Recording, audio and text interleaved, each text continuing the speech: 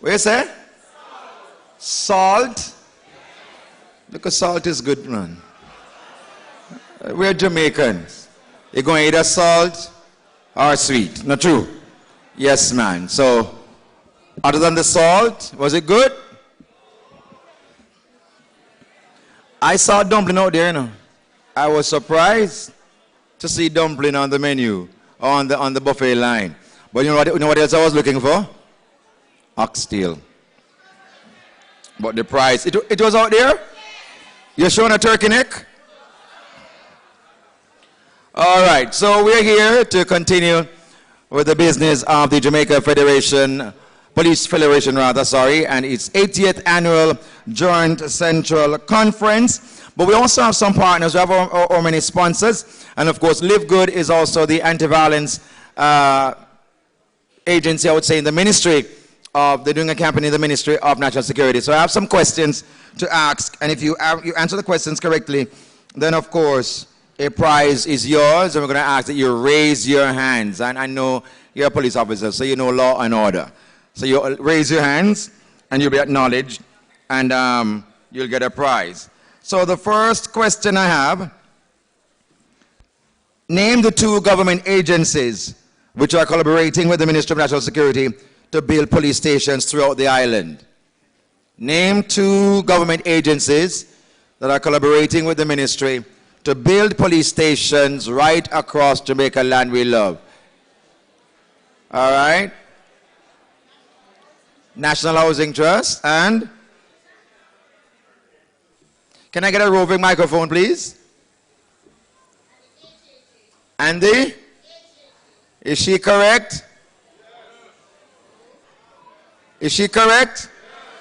No, she's not.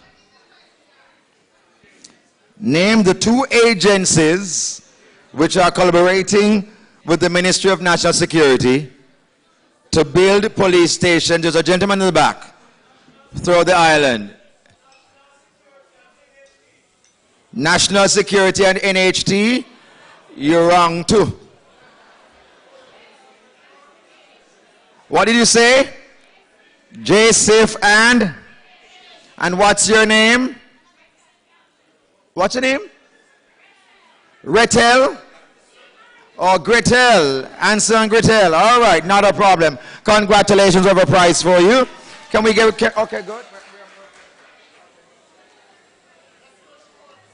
All right, step right up for your prize. Can we get a roving microphone, please? Can I get one of those cordless mics?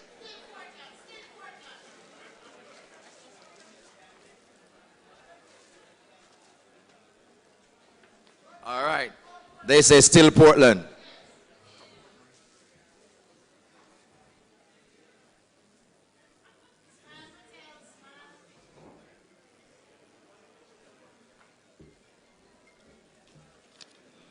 Woman, is it Inspector Dolores Green? Is it what's the rank now? What's the rank? Corporal. Take it as a prophecy. Sergeant. What you want, Commissioner? The motion mover.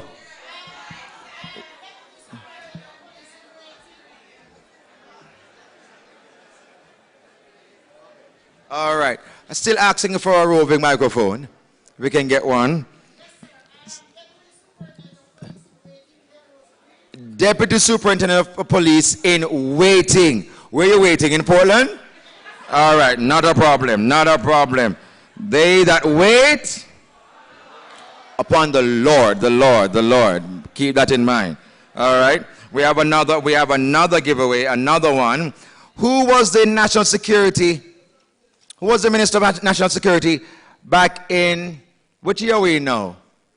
23? 13 years ago.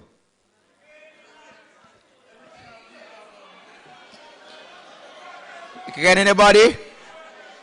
What you say? Come up, come, man. You're bright. Come. You look, come now. Time going away now. You look bright. Run. If it take too long, I'm going to give the prize to somebody else, you know. Come now, sister, you like a church sister too, you know. Come talk to me, man. Come round here, so run, come. Because I don't have no cordless mic to come to you, because I'm still waiting on one, but yet to receive it. Come now, man. Come now, come now, come now. What's your rank and file? Woman Corporal Johnson. Woman Corporal Johnson. And the answer is? Mr. Bunting. Say it loud if you're sure, and I say it loud now, man. Mr. Bunting. Mr. Say it again. Mr. Bunting. Mr. Bunting is somewhere out there stunting. So that's not the correct answer. Go on back of your seat. Go on back of your seat. Go on back of your seat. There's a gentleman behind you. Inspector in waiting. Yeah. Huh? What's the answer? What you saying? Come now, man, if you're sure about the answer to, man. No, buck shuffle. If you're not sure, man, you must be sure yourself, you know. Come and give me the answer, sir. All right, if my memory serves me right, it's Dwight Nelson, the late Dwight Nelson. The late Honorable Dwight Nelson, back in 2010. You are correct, sir. We're going to be inviting the Permanent Secretary to come on up and hand him a prize, please. Where's the bag? Drop my bag.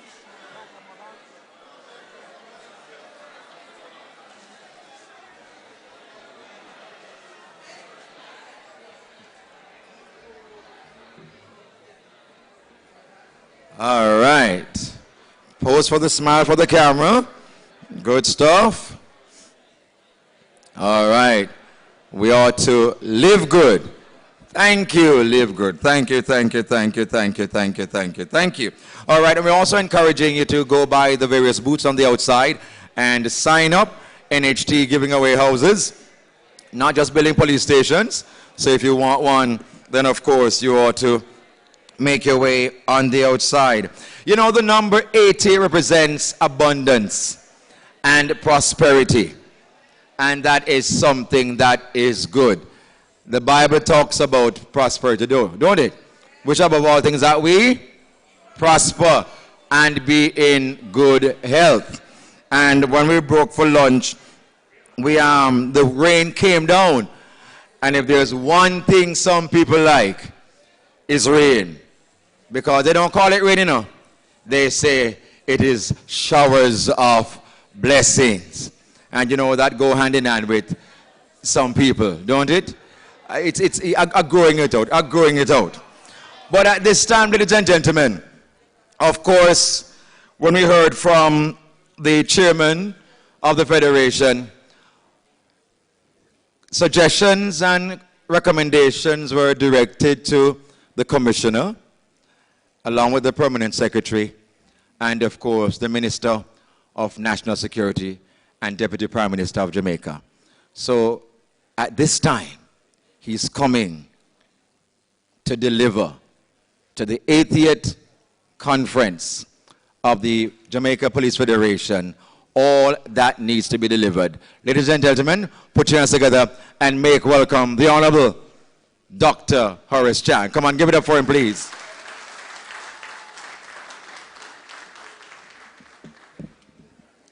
Thank you, Mr. Chairman, setting me up, but good afternoon. Allow me to recognize, it's really my pleasure to be here with you this evening. Good afternoon. That's better. It's good to be with you this afternoon. Allow me to recognize our moderator, Mr. Markland Edwards. Justice Sykes has moved on, and so has Senator Peter Bunting. He has left me in the kitchen. Sorry.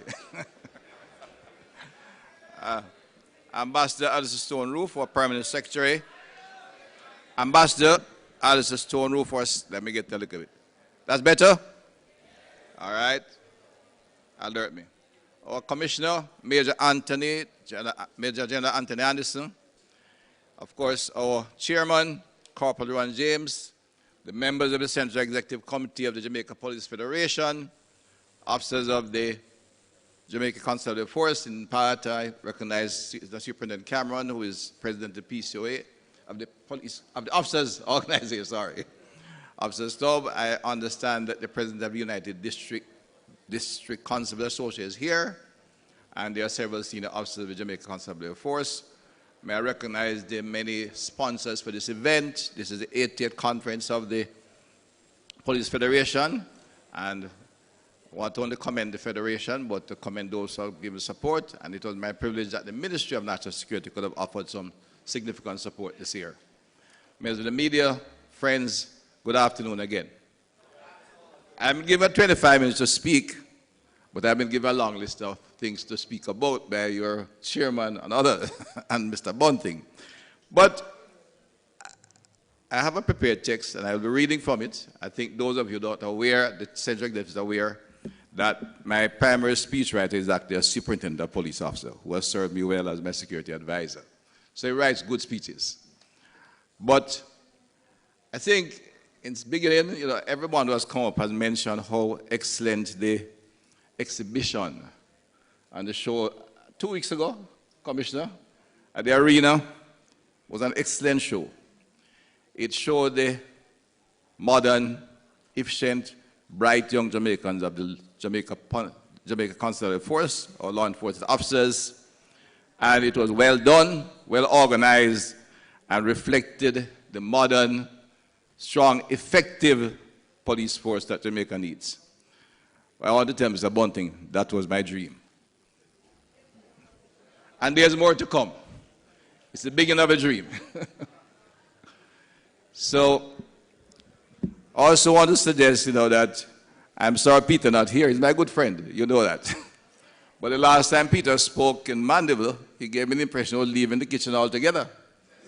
The only problem I have is that some of his friends didn't like the oven at all. But because he was given no fuel. Now, I'm not going to say I'm doing a perfect chef. In fact, some of the meals might have even got a little bit burnt. I'm going to have to talk about them today. All right? A little salt, too salt. I think it's more like a burning, and I'll talk about that. But indeed, a number of issues have been raised, and I may begin before going to formal text to reply a number of them.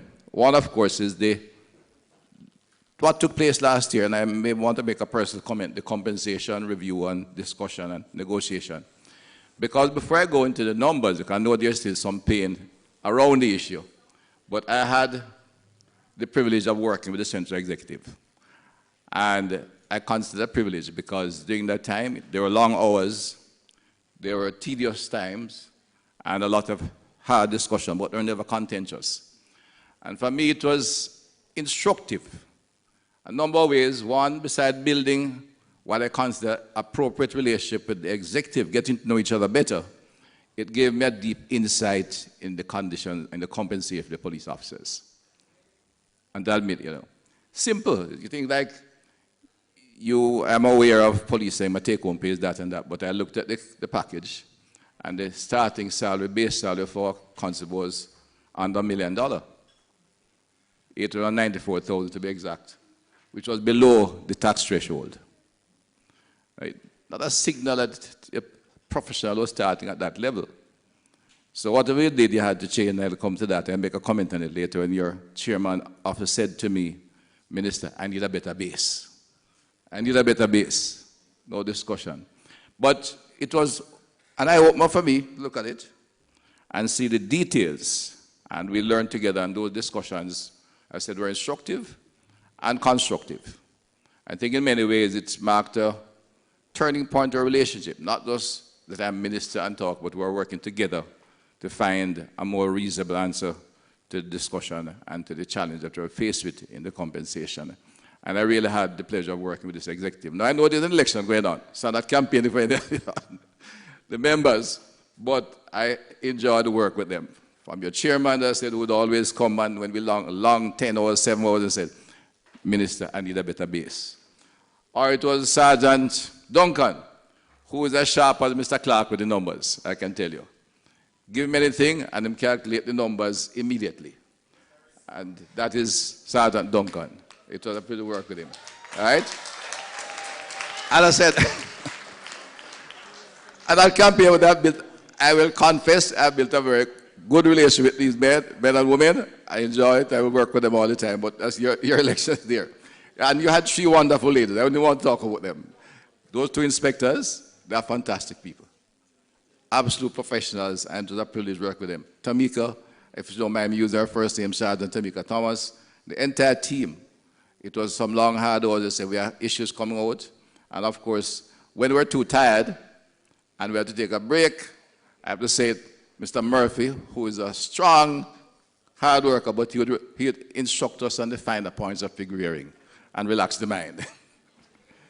But each member of the team carried their team well, and I had the privilege of working with them, from your General Secretary and Constable Marriott, who kept us, who stayed the course, and we had to go through things in great detail.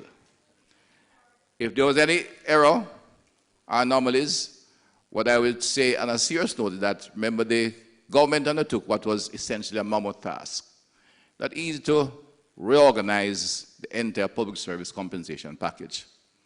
And it also undertook to put some resources in the public sector. To find the right amount is always challenging. And critical to all this was the minister was trying to establish a system of compensation for the entire public sector, including politicians. I didn't negotiate on my behalf. I didn't know what I was getting until I was told, right? Like you, I couldn't negotiate, but I was aware, which was announced in Parliament. You want a system in place, and we worked to put that in place over time. But we are aware that to convert what was a very confusing and difficult accounting process, and I learned that I said, they just work with your team, there would be some challenges. And that's why the heads of agreement indicate that we have a 6-month period. There is a time period. I want to remind Peter on that. We have said we will look at all the issues of anomalies, corrections, and what is required to ensure that we have a sensible system in place. So it was not that you're going to say we are perfect and it's going to be done A, B, C, D, and finish. So I'm aware there are some issues. Some of them are errors. There's, of course, the tax issue, which I don't think anybody thought of going in there. A number of members have moved up the tax bracket. I'm happy that we were able to move the constables out of below the tax deal to above it. It was ridiculous to say that answer was standing there. But a number of officers, especially in the mid-level of the profession, who have moved into a new tax bracket, have suddenly find that really the gross versus the net raises some issues. I'm not going to make any problems there, but we have to discuss them. I know I looked at one, and I have a document, I think the Deputy Soup, and his income tax, not other things, because we pay about 20% other deduction for education, tax, NHT, etc. And NHT benefits you. And having your salary in one package makes more sense. I think that was what we're trying to do. But I think his income tax moved from $600,000 to $2.1 million, which changed the picture of his picture. But, you know, and again, it was part of the overall package because his gross moved up, but it looked quite nice. I'm not going to show it, and I'm looking at praise for it because we got his gross moving significantly. Mr. Cameron is sitting here looking at me. He's aware the gross looked very good. And I'm not making the commitments, but the philosophy of the one, we had to do it, and the tax process is what it is. In terms of where where we have what the taxable income is, I can't make a commitment there or even a comment. But the philosophy of the government is always to ensure that workers, we prefer the people to have the money and spend it because we get it back in GCT anyway, right? So right? So, right? No, I can't make a commitment, but I'm just telling you that, remember, I was among there when we decided to move it from $500,000 to 1.5. It became a political slogan, but it reflects the basic philosophy of the government that the workers should keep the money and spend it. I can't go beyond that at this point in time because that is something that has to be examined in the total financial picture. But other issues that you have on the table, we'll look at. In fact, when we're closing the heads of agreement, I think the executive brought to me a list of about 15 or more items that have been agreed to since 2015, am I right? That have not been carried out. And I've assured them that we're not going to be contentious about it. That this is what has happened in our discussion, I must tell you, and maybe some was saying that Chairman was not as umptuous today, exuberant today. It's just that we have been able to develop that relationship, and I think we'll discuss all of them. because there were agreements, and if they had to be settled, they had to be settled. I find many of them are small things that can be settled quite easily, even without budget. Ambulances you should have had a long time. We've ordered 4. The Commissioner thinks we may need some more. I'll make sure we can look at how we can acquire them as quickly as possible. It's basic part of the services. The issue of Island Special Constable Forces not having the service transferred is a basic issue. I was aware of that we could have dealt with before, and I'm sure we can deal with that fairly quickly during the course of this year. And there are a number of other small issues, but they are significant for the welfare of the officers, because that's why we are here today. It's the welfare of the police force. And I've asked them to make a note of them. I don't have that list before me. The chairman has mentioned a number of them, but I'm sure they'll be bringing them to me, and we will discuss them in an atmosphere of cooperation and collaboration. So to go to my prayer text, and I will try and keep within the time frame so you can ask questions you wish to ask, but that's part of this session. Earlier today, we paid our respect to the fallen police officers and take particular note of the tragedy of Constable Blair in Mandeville. It's a terrible scene, but we have lost 50 members of the police force in this year. That tribute reminds us of how fragile life is, and it also established the risk that police officers face. A number of them, while there could be a body, like the teaching profession, they might have lost 50 individuals, but quite likely have natural means. I'm sure at least 6 or 7 of the members of the force were murdered and killed by criminals. That's why we are today here to discuss in principle for the Federation responsible, to discuss, to consult, to engage in meaningful dialogue to ensure the best interests of police officers are established. Can't do everything, but we will discuss them objectively and do what can be done. I wish to add my own personal condolences to the families, the loved ones, the colleagues of those fallen officers, and to the colleagues who may be present here and the various divisions.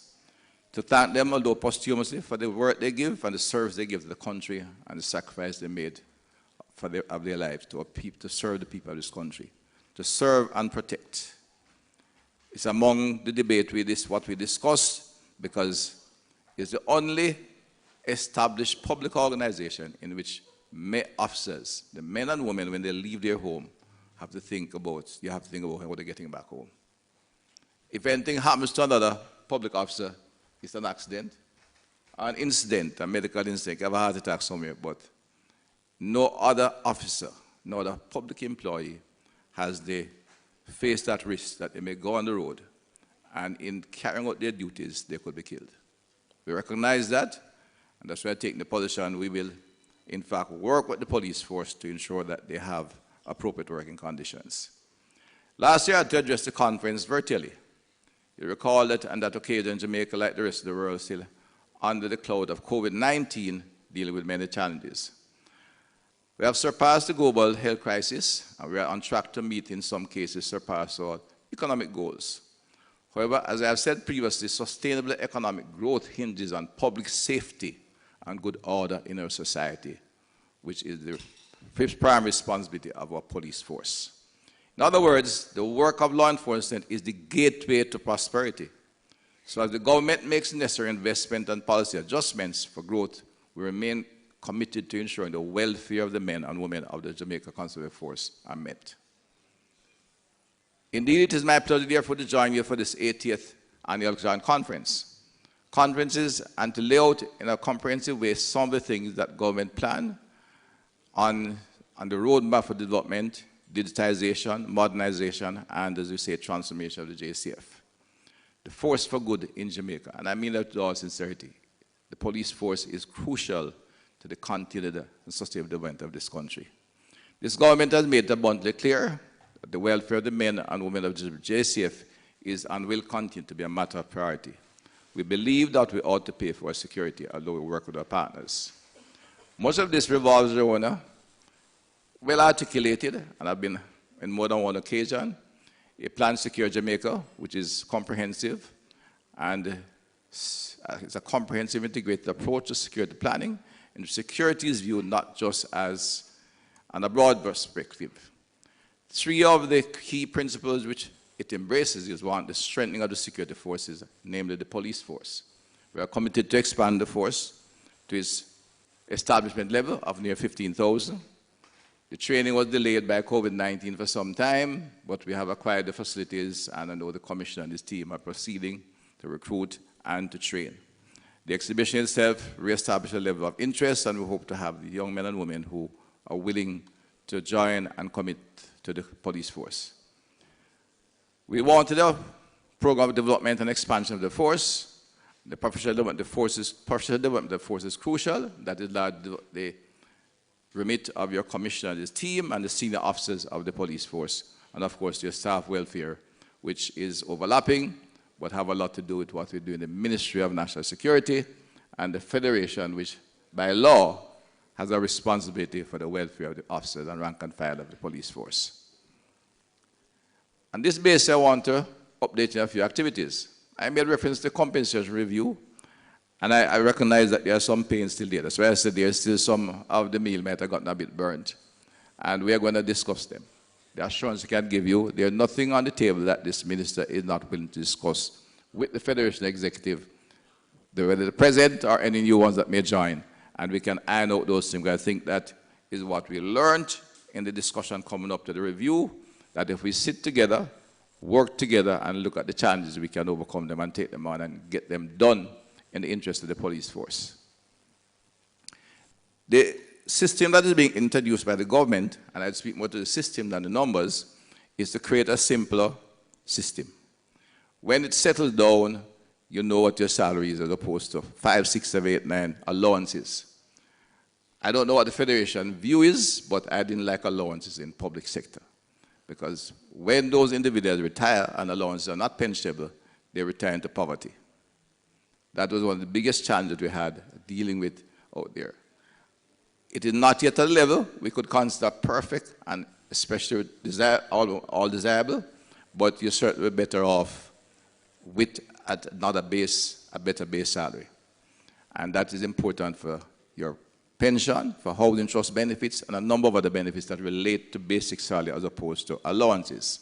It was felt as a government we had to get rid of a series of allowances because we're spending the money anyway, but the benefit was extremely limited. And that's why we moved to create this system. It was a more sensible, as I described by the Ministry of Finance, by the Ministry of Finance, it's a more reasonable and a more sensible system, and it's simpler to understand. You have 16 scales instead of 300 scales, and you have alignment issues. You can discuss some of them where they have maybe gone a little bit awry, and you have 9 increments to go, and the increments are still there, let me reassure the members of the force. Right? The conversion brought about to 4 and below, but the 9 increments remain instead of 6, and over time as the contract expires the 3-year contract expires next year, 24-25, the entire process will chip in and the increments remain, and you can move up the ladder from increment 1 to increment 9. Seniority allowances stay in place, and they will come along, and service allowance, that will stay in place, and that impacts on officers' take home. But the bulk of your income will remain your basic salary. And I've noted these things. I'm not going to go in depth. I said the executive will remind me of them and spoke to some of them this morning. I know the members are sensitive to it. But there are matters that the corporate services and financial branch of the Ministry of National Security and aspects and members of the Ministry of Finance can work out, and I undertake to work with the teams that you leave here tomorrow to work with them to resolve all those issues, because they are significant, if not big issues. I want to give you that pledge and commitment, and we'll find a solution to the issues raised. Errors and anomalies would be a peculiar when you make that kind of moment change, and I think we just have to, as I said, accept it was a massive change. It was the minister, when he speaks, may not get his point across as effectively. So we are very mathematically oriented, but yes, you had 325 salary scales and 175 allowances. It was kind of crazy. I restructured that and begin to put in some order. But at the end of it, the bottom line is what an officer takes home, and it must be a livable wage, so to speak. Right? I don't think we did too bad for the officers, and as I moved to the next phase of my comment, I said, I've told the senior officers that they deserve to buy the rank and file a drink, because the officers, I think, almost got to where we were looking, 80% of private sector, and it was the work of the names I called, who when they sat down and pushed and shook, and we negotiated and discussed, we got some incremental increase for our base, as the chairman said, a better base. But when the base move up even by a small amount and you push it through 19 steps, it goes better at the top. And therefore, officers are able to get a little better package at the top relatively than the rank and file. So, Mr. Cameron, you owe the rank and file this one. You owe them a drink. Thank you. So, I said my assurance to the members, officers of the Federation, members of the rank and file police force, I undertake to, and will make myself available with my teams to look at the issues that are outstanding that we can discuss. There's something I can't discuss, but anyone that is within the remit of the Ministry of Finance, I will have Ministry of National Security, we will be discussing, and a number of them will be implementing. In terms of force development, I have to remind that we undertake to ensure that the facilities in which police work would be appropriate physical facilities. Beside a salary, a professional needs an appropriate space to work in. As a physician, if I went to a clinic, I expect to see certain things in a clinic. A clinic must look a certain way to accommodate patients, to be examined, to be treated, and sometimes done surgery on. A police station is a functional professional unit, and they have to be built to specifications to meet the need and desires of police officers. That was the mission we sent out on Northern Rock. We have started. We got a bit of delay because of the COVID-19, and we had a bit of procurement challenge last year, which allowed some of the money from AIA to go back, but we are working through those. In fact, the law allows a level of flexibility in procurement where security and public order is required, and we have asked to take a look at how we can provide a protocol for that, and we're working with the Permanent Secretary and the team in the ministry to look at how we can get that moving, that we can, in fact, respond much more quickly to the challenge we face in dealing with police infrastructure. Of course, the Commissioner have established the department, a division that deals with some level of maintenance, so they can even have an immediate response. And as we set in place the other activities, you can get quicker response to when physical challenges approach the infrastructure. So while we have taken pride that we have built 6 new ones: Shady Grove, Olympic Gardens, Buff Bay, Port Antonio, Mount Salem. Green Acres should be occupied before in a couple of months, I'd say at most. Some engineering failure hit us there, but we're dealing with it. We have reorganized some 6 other stations, almost literally rebuilt them, in Franklin Town, Adelphi, Denham Town, Bogwalk, Lionel Town. Currently, we are rebuilding Frome, Little London, and Lacovia, and significantly overhauling Stone Hill and Chovy. This is Soka facility, I take some pride, is now underway, is now under repairs and should be fully rehabilitated in time for the office. The officers there are going through a difficult time, but we're doing that. But we have, in fact, impacted nearly 150 of the nearly 200 police facilities across the island. They were classified according to a survey done by one of our engineering team. Tier 1 in need of minor repairs, Tier 2 in need of major repairs, and Tier 3 irreparable and requiring replacement. Only 1 Tier 3 station remains standing. And that is from my parish, Amity in St. James. We're in the process of getting the land. I know the St. James team there. I saw a senior soup LC here early on, and I looked by, my apologies, Dr. Taylor. I didn't recognize you early on, right? You're part of the team, so you're meshed in. But Amity remains. We are now in the process of acquiring the property. So I cannot show the St. James team because Amity is in a disastrous state as a police. They should really not be occupied.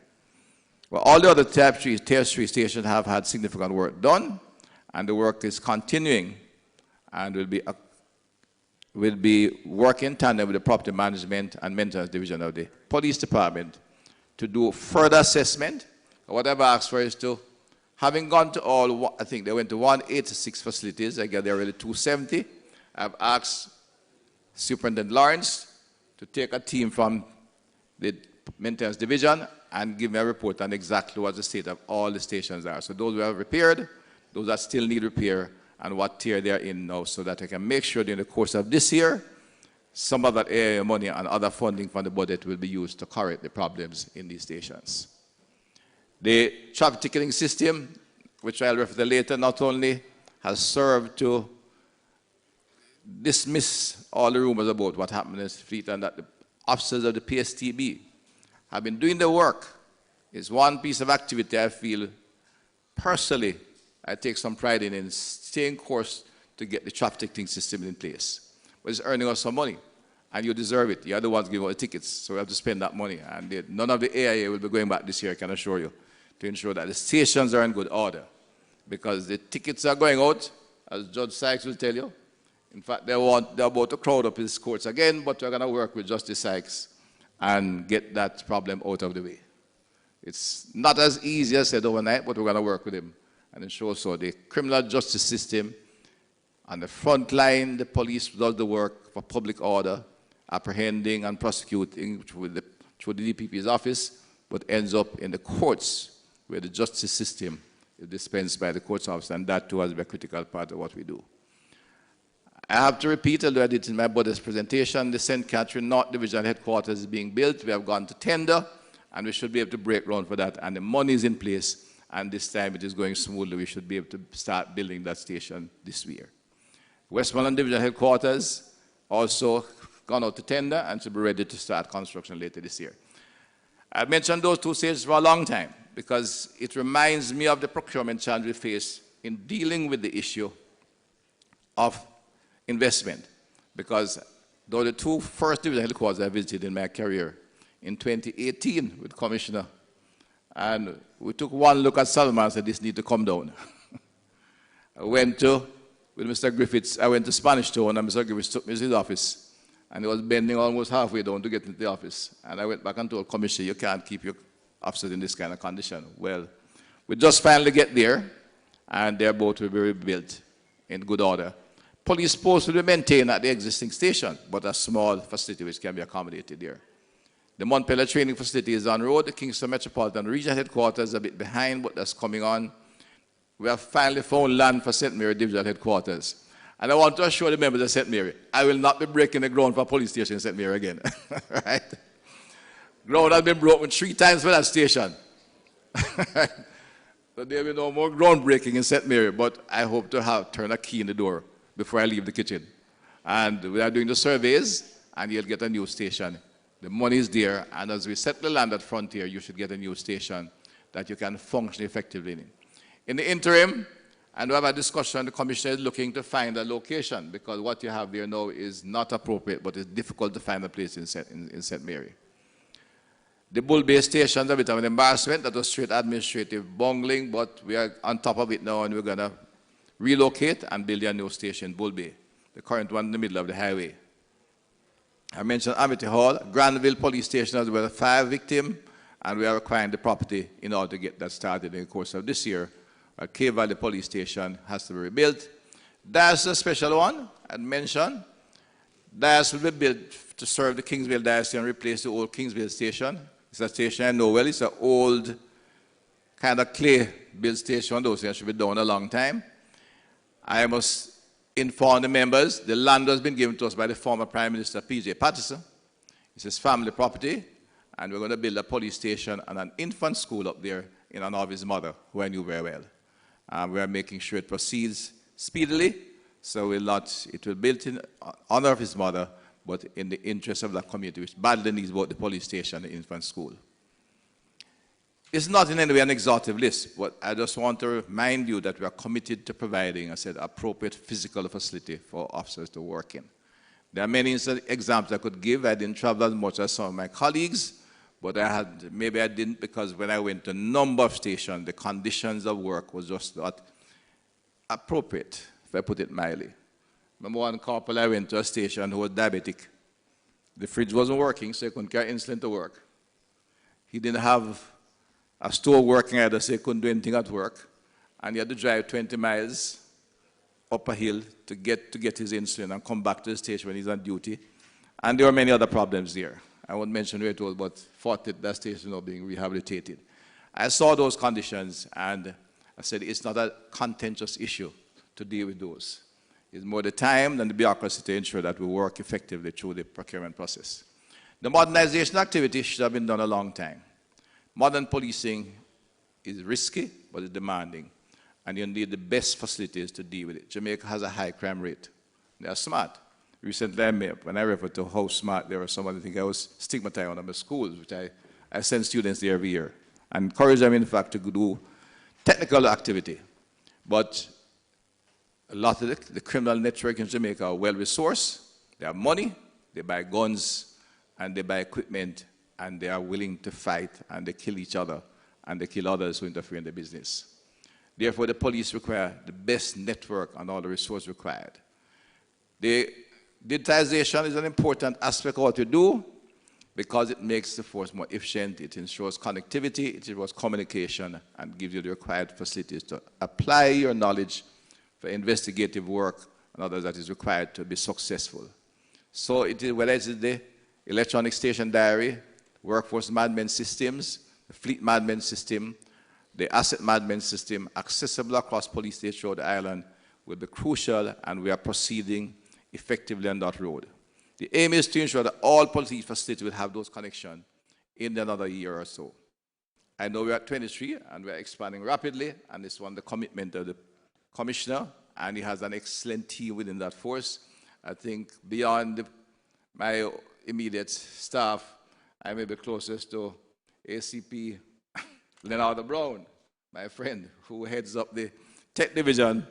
I gave him a nickname, which I won't say today, but he is a fantastic, and he has a fantastic team. The quality work being done by the tech formation of the police force is not equal by any other body in Jamaica. Right? And I don't say that with any hesitation. What they're doing is technically complex and remarkable, and they're in the average company, which could become, and they're not as big. A bank employs about 3,000 people, I think. At the peak, they're down to 2,000 plus now. And I'm sure Bayless or NCB would tell you they're going to hire consultants for multi-million dollars, spend $4 or $5 billion to get someone to do what the police force is doing for themselves. I went down to Ocean Boulevard, I saw Inspector Henderson, right, who is handling one aspect of it, just handling training and digitization of the big station record system. It's a phenomenal amount of work. The average company would have hired somebody, pay them maybe $1 million US to come in and do it over a 2-year period. The work of that formation is reflective of the Jamaica Constitutional Force, and it is fantastic work. And I said, it is something that is not equal by any other division around. I want to commend the team as police officers.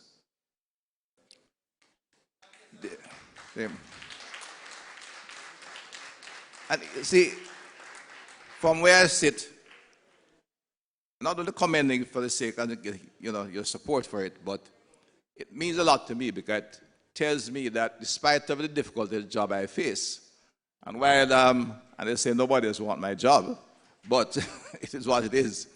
I'm not sure there are many other people who take it on either, because there are many aspects to police work which cannot be just given to any and anybody.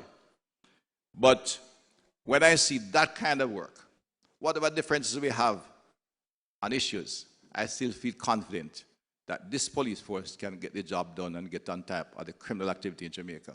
That you will get, given the resources, you'll get that job done and give this country a safer environment in which all people can live, exist, and feel at peace with their families. The trafficking system was another activity that was, for me, very instructive. I said the negotiation with your team was a learning experience for me, and we did well. But the trafficking system was one which I found a certain personal satisfaction in, because every officer here knows the biggest thing on the road was the taximan that give trouble is policeman own them. Everywhere you go, every time, police officers let out them friend taxi, and that's why the road confused. When we examined the system, we had no way of holding them accountable. We couldn't find it. We had no way of holding people accountable. The Chief Justice, when he tells you about paper, meeting paper, down at the traffic court at South Camp, Sabine and South Camp, we had over 2 million tickets sitting in containers. Tickets issued by police officers, but none of the individuals could be held accountable for it. So what you are getting blamed. The officer which I represent were getting abused, charged with all kind of malfeasance, while nothing could happen. The tickets were being issued. And we took time it's proved to be a particularly difficult and challenging, although it's a simple issue. We're at a good point now, and I can assure you, the Chief Justice, that we have been working very closely, and I extended my helping hand that we'll work with him to make sure he gets his own digitized system in his court management, that we can ensure things of public order nature, which is the area where police get the most abuse. The country is concerned about murders, you know, and if we don't get the numbers down, I will get beat up. In public order, the police get beat up. Here's your friend playing music too loud, them dropping garbage on the road, them driving bad, because you're not doing your job. It's happening, and they're disorder. When the opposite is right, because the system is failing, I forget the system to work. We have got a ticketing system working, and if we put it in place, I know the police is doing their job, and it will work. But that was outstanding. That's an issue that took so much time, and again, it was not a serving police officer.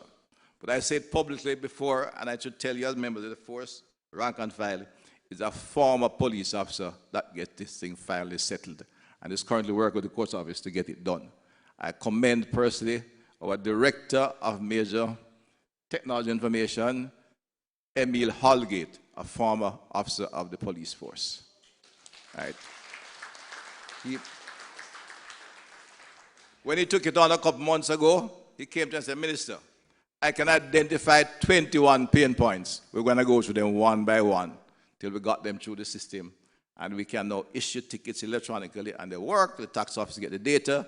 We'll ensure that the police force have adequate number of ticketing machines by the end of the year. And in any case, as the technology branch expands its portfolio and go further, you'll find that it will be easier. We can use a smartphone and do a lot of the work. But you'll have to give them COGs, Commissioner, in addition to the regular instruments we're using.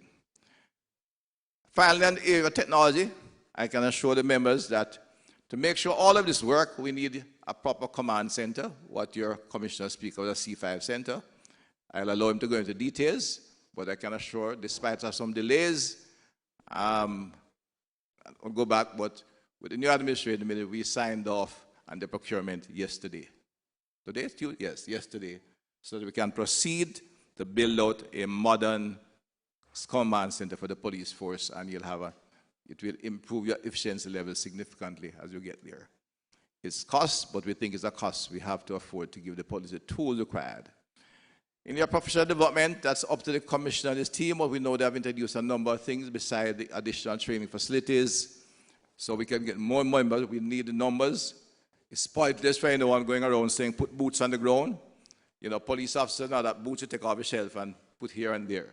We have to train professionals. It's a professional force, it's a professional body, and we have acquired the facilities to train between 1,200 and 1,400 per year. We are proceeding. I understand there are other training activities available for the force beside training officer program, officer development programs, inspector development program, accelerated promotion program, high potential detective program. And I am aware that members who are going from constable to corporal can go to training, sergeant to corporal to sergeant, etc. A whole move to ensure we have the professional skills required to run the force of 15,000 adequately, efficiently, and well, and to reflect the quality of our personnel, the men and women who are serving this country, and to give you the tools to ensure we will get on top of these criminal actors out there. Many have demonstrated those skills out there, and assured Dr. Orville, Dr. Taylor, that the certification process will proceed, and our men will get appropriately certified that they can go anywhere in the world, and we know we have a certified police officer. But bear in mind, even now, sometime when we read the press, and I'm coming to an end, we get all the batterings. The minister gets over battering, but the police get a whole heap. But even so, those of us who travel know that police officers from Jamaica are respected out of this country. If you go to the United Nations, you meet Jamaican police officers. They pay you much more to come to Cayman. They can't take all of you because they're small. Turks, Bermuda, elsewhere. Our officers are respected, and the training as expanded will continue to assure this and give us certain quality assurance, which I think is in the best interest of our force. In terms of staff welfare, I've said a number of items were brought to my attention. but we have already started the process of reviewing the Book of Rules. I looked at myself, it's a primitive instrument. Your federal executive spoke to me, DCP Stewart is actively moving on it, and will be doing the required consultation within the force and the federation to ensure we come out with a modern Book of Rules that meets the requirements of modern policing. One of them in there that I was particularly flabbergasted about was when I was told that the Book of Rules said that we shouldn't pay the legal fee for police officers. There's some crazy thing about why government shouldn't pay, or the AG couldn't represent you, Attorney General, and then we shouldn't pay. Eventually we took a cabinet decision to change that, but there's something horrendously wrong with the society. When I pay millions of dollars for King's Counsel to go defend black man who have money, and I have to get into a debate how much to pay a police officer who got charged while on duty protecting citizens.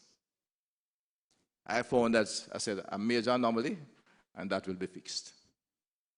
I was very close to a case which your chairman and secretary will tell you, the case in Arnett Gardens. I'm very happy that they won an appeal, but that particular case, one thing I'll never forget, it was something that I find very painful. It was said that the judge gave special attention to the 3 members of the force because she attended the same school the victim had attended. But what nobody said in the press is that the female police officer in that team was from a very humble family. She was the youngest of a family and the first person to graduate from high school, first in her family. Her sisters were helpers, and they helped her carry through school. She was bright. She got 9 subjects. She couldn't afford to go to college. She couldn't afford the kind of high. She was going to a simple country school, and she joined the police force. She was doing what was right. All the young ladies went to condemn her, but she was a bunch of criminals.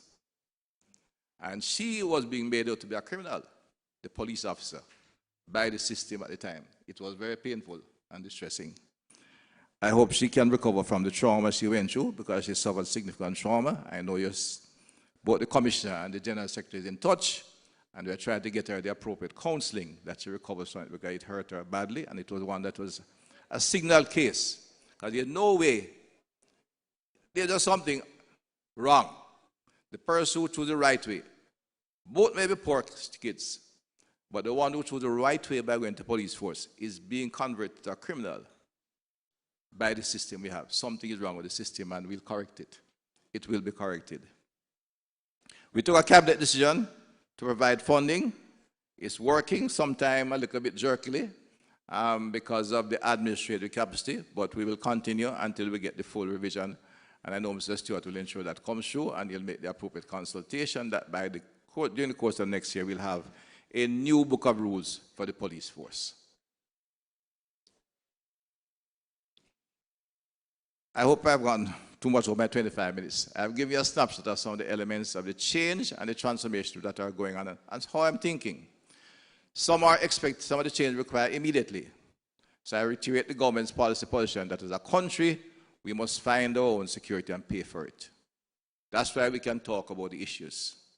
Not contentious, not fighting and said, I'm not campaigning for the executive, right? They are my friends now.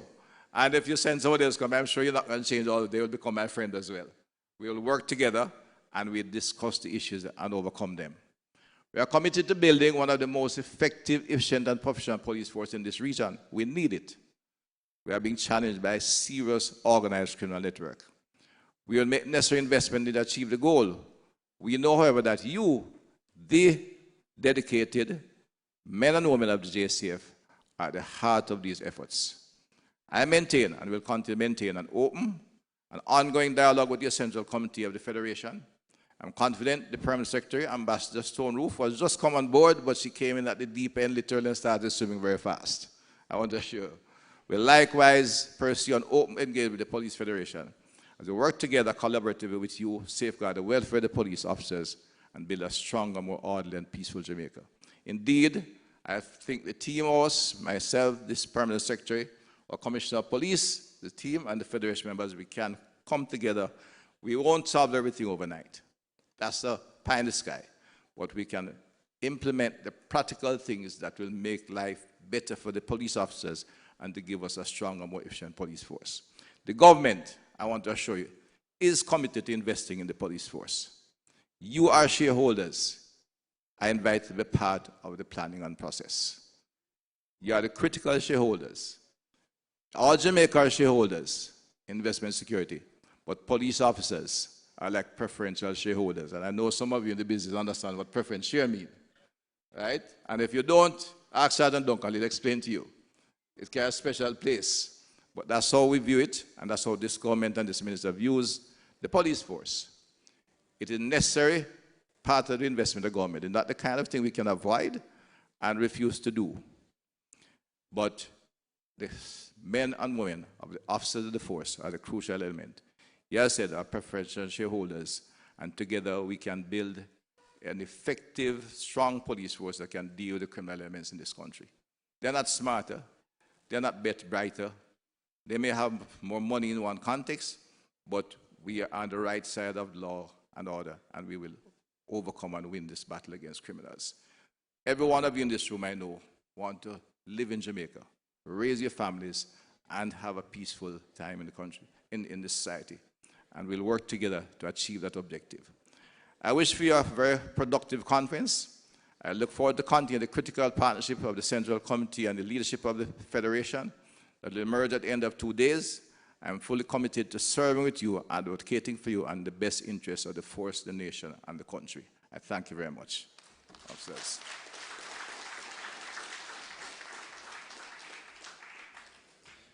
Another round of applause for the Minister of National Security. A message of hope and, of course, updating us as to the work of the Ministry of National Security and as it relates to the refurbishing and upgrading and even building out of some new police stations. And, of course, we do hear it from time to time that we have the best police officers in Jamaica. So I think you ought to give yourself a round of applause. Come on, give yourself a round of applause. The training is just above many other academies across the globe, you know. And our police officers, they are very meticulous, because there was a training session at one point where they were asking questions, and some simple questions, you know, for people to spell words and spell objects and spell things. And it reached a point where they asked a question. There was a Jamaican police officer and others from the other parts of the Caribbean. And they asked the question, can anybody spell banana? And one would think that, boy, that's easy. Trini got up, spelled banana. He was suspended. The Bajan got up, spelled banana. He was suspended also. The Jamaican got up, and the Jamaican asked the teacher, which one, miss? Ripe or green? So you have to be careful as to how you do things. So when you're asked to do certain things, you want to ensure that you're doing the correct one. All right, so at this time, just before he leaves, we're going to take about 4 questions. I see them lining up a long time, you know. Okay, then. So we're going to invite the minister back to the podium as we field some questions from members of the Federation.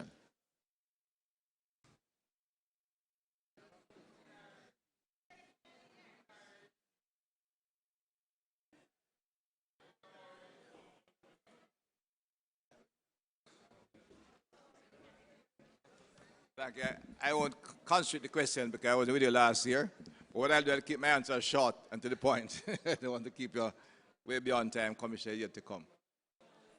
Go ahead. Good afternoon, sir. I am number 12870, Sergeant Lemuel Reed. I'm attached to the Mounted Troop Division. Right. Sir, we've lost 50 police officers since since the start of last year into this year, sir. More than 70% of these deaths, sir, were as a result of natural causes. Sir, you being the Deputy Prime Minister and you being so close to us, being the Minister of National Security, sir, is it possible, sir, that you could lobby for us to get 100% health care, sir? Or if it is not possible for everything, sir, for special visits to the doctor, for not for the regular visits, but like for specialist visits, sir, because those are the ones that are very expensive. Right. And sir, another of the issue that I believe that is causing the death of natural causes of the members is that, sir, when you join the force, when you enlist at, say, 18 years, you have to work up until 60, sir. That is 42 years. That is way too long, sir. We are burnt out, sir, and to be working for so many years, sir, not having adequate time, sir, to properly care for yourself, it takes a toll on the body, sir. Can you help, sir, in bringing a reduction, sir, to the retirement age, sir? Please. Right. I'm going to give you quickly health insurance issue was brought to my attention during the negotiation, and I'll follow through with it. I said it's not something I promised on, but it was brought to my attention to realize that the police officers have the same general insurance we have, which is inadequate, and therefore the health insurance, that issue we'll have to examine in the interest of the police force. That I will continue the dialogue with your central executive.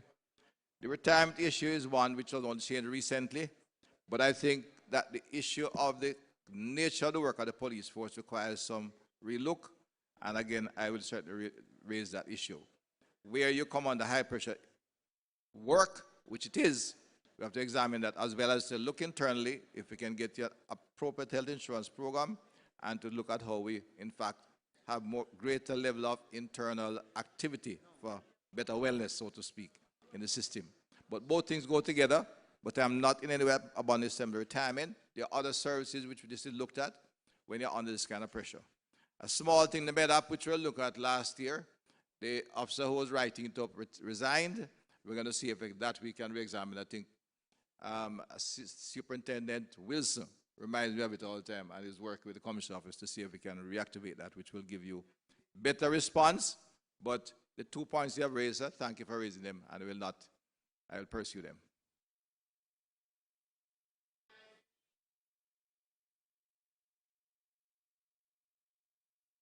Next question. Not a question, sir. I am 1636 Sergeant J. Blair, Halfway Tree. I am 1636 Sergeant J. Blair, right. SAC Division, sir, Halfway Tree.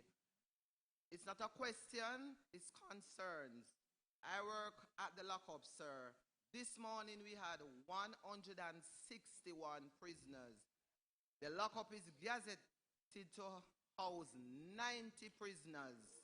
We have a staff of 1 sub-officer by 3 this morning. We need help. We have 15 gays in our custody, sir. And we are 15 what? 15? Diverse men, okay. Sir. Yeah. 15. Yes, got you. And what I had to do yesterday, I had to take from the little cell that I have to put the 15 in. Yes, sir. 15. We are having a difficult time with those diverse men. We are having a difficult Understood. time, sir. Right. So we are asking for help. Help. One of our inspectors was attacked by them the other day, and we are afraid of them. Understood, Sarge. It's something that I've discussed with the Commissioner. We'll look at where we can work together from the Ministry, the Correctional Service, or the Police Service to find essentially it's a problem of overcrowding. But the overcrowding provides a risk for the officers, and if you react too strongly, provide a risk to them, and then you are charged with abuse. So we'll certainly follow up on this. I know that earlier, I think the chairman mentioned the fact that there's a proposal wants to have increased number of remand centers. It's not currently on my desk as far as that is concerned, but now you have raised it, and it has come up a number of times in the recent weeks from the Police Complaints Authority. We'll have to examine find a solution. It obviously sees two solutions. One is a short-term one.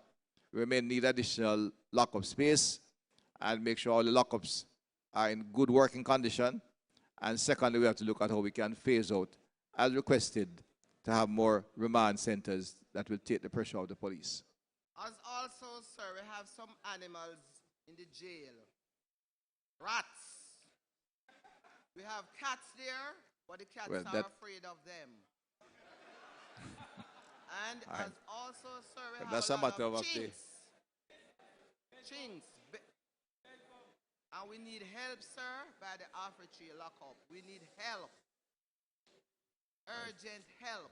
Well, thank you for the information. I didn't see that in the report from the PCOA, who give me reports from time to time. I make a note, and we can work together and deal with some of it. Not all of it immediately, but certainly things like vermin, we must can spray them and get the place sanitary and clean. Thank you, sir. Thank you. Good afternoon, Mr. Minister. 10691, Detective Corporal Doris Stewart of the Major Investigation Division and CIB Ops Branch Board. So I'll be quick with about 4 things. One is in respect to the compensation review. And I know you did speak on it, but there are several anomalies. But for me and my members, there are 2 that are critical. One, particularly coming from this month's salary calculation, it is apparent that there is no standard calculation by which a police officer can get a set of formulas, if you will, to say this is what my pay would look like.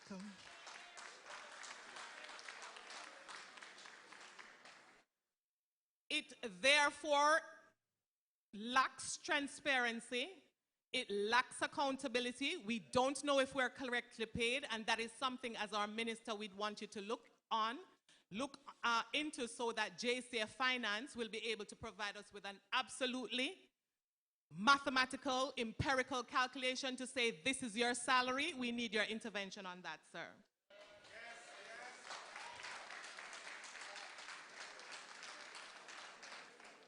Go ahead. The other issue, as it relates to compensation review, is about the temporary allowance that was promised if there were anomalies with our pay. It cannot be that we are worse off.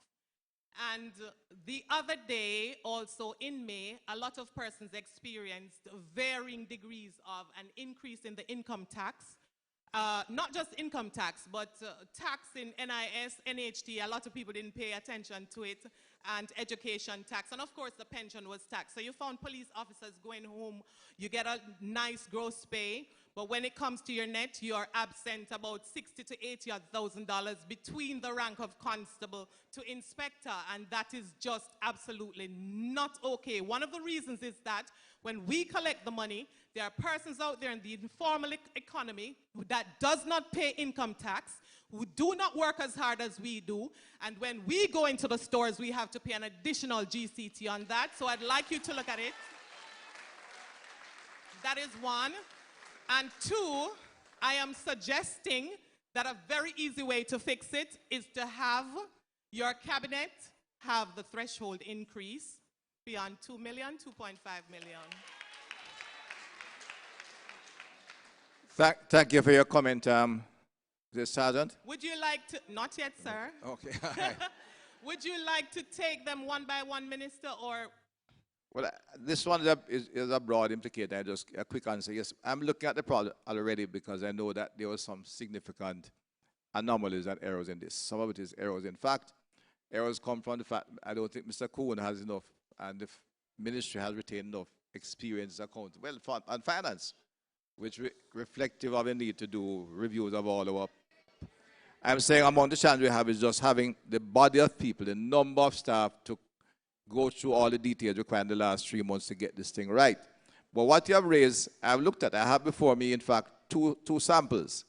There was a superintendent of 3-year experience, and his gross salary moved up by roughly $5 million. At the other end, listen, let me just say what I'm showing. Just a moment, Minister. Please, conference, be respectful. We're waiting to hear the Minister's response. I'm going to give you both for the constable of 3 years and the superintendent of 3 years. So there was a significant gross increase. Yet when it came down to the next phase of less, the deductibles came from less pension, it went up by 100%. So it was 200 to 400. The taxable income was 9. That puts him in a new level of taxation, moved from 25% to 30%. And income tax moved from $600,000 to $2 million. Wow. And you went on and down, and in fact, of a net increase, of a gross increase of nearly $5 million, it took home less than $2 million. The same thing happened to the constable, which shows this, and where you will run into some issues is the additional allowance that you would have had in your station as an MIB member. But a constable at the bottom of the scale was starting at $874,000. They are moved to, at the end of year 3, April 1 next year, to 2.358. But when they got into the NIS deduction, that increased. They had no tax before, but that is now gone to $167,000. And NHT has moved up by double to $47,000. Education tax amount to $47,000. And total deduction is now at $263,000. So at the end of the day, his take home is, although it sounds big, is $600,000 more. So I'm aware of it, and it's something we'll have to look at. I said, I don't have, those that have errors will have to be corrected, and I'm prepared to work with the teams to look at the details so you can know exactly where you are. We had to do this during the compensation review when we got in the TIU team from the transformation unit to go through the salaries exactly one by one to show us where it was. We may have to do that again. And then in terms of tax policy, I'll have to discuss that with my Minister of Finance. I can't make any commitment on that. But certainly is something that has been looked at, because I said the basic philosophy of the government is inclined to ensure that you have an income that is reasonable in terms of your take-home pay. Not in terms of this gross pay, but in terms of what is tax deductible. We moved it once. We are not uninclined to move it again, but it goes in the overall financial structure, which the Minister of Finance has the final say and has to make the recommendation on. So noted, Mr. Minister. The other matter has little financial consideration for your ministry and for you in particular. I note with interest that you have commenced the overhaul of the 1988 Book of Rules. Right. And I'm putting it to you, sir, that the Police Federation second schedule also needs some overhauling. So some time ago, I remember making a submission when I was at the Police Federation. That's from 2014. For one, when the Police Federation was established under the second schedule, there were only 3,000 officers in the force. And 80 years later, we've got the same 8 central executive in terms of the numbers, catering to 2 times, 3 times that number of members of the rank and file. And no matter who is there, it's going to be taxing on them. So I am asking, the ministerial submission was already done, so there's little work for you to do, not a lot of financial consideration, as I indicated, for you to consider, 1, increase in the cohort of the central executive so that they can properly represent the ranks, and 2, to put in some other strictures as it relates to term limits, among other things.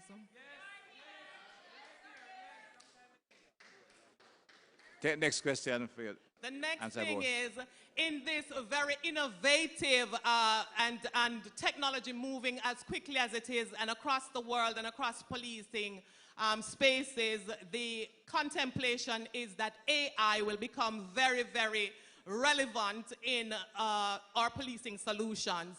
In terms of your policy going forward, have you considered how AI can situate itself in making our crime problem easier in Jamaica and how it can be employed in the force?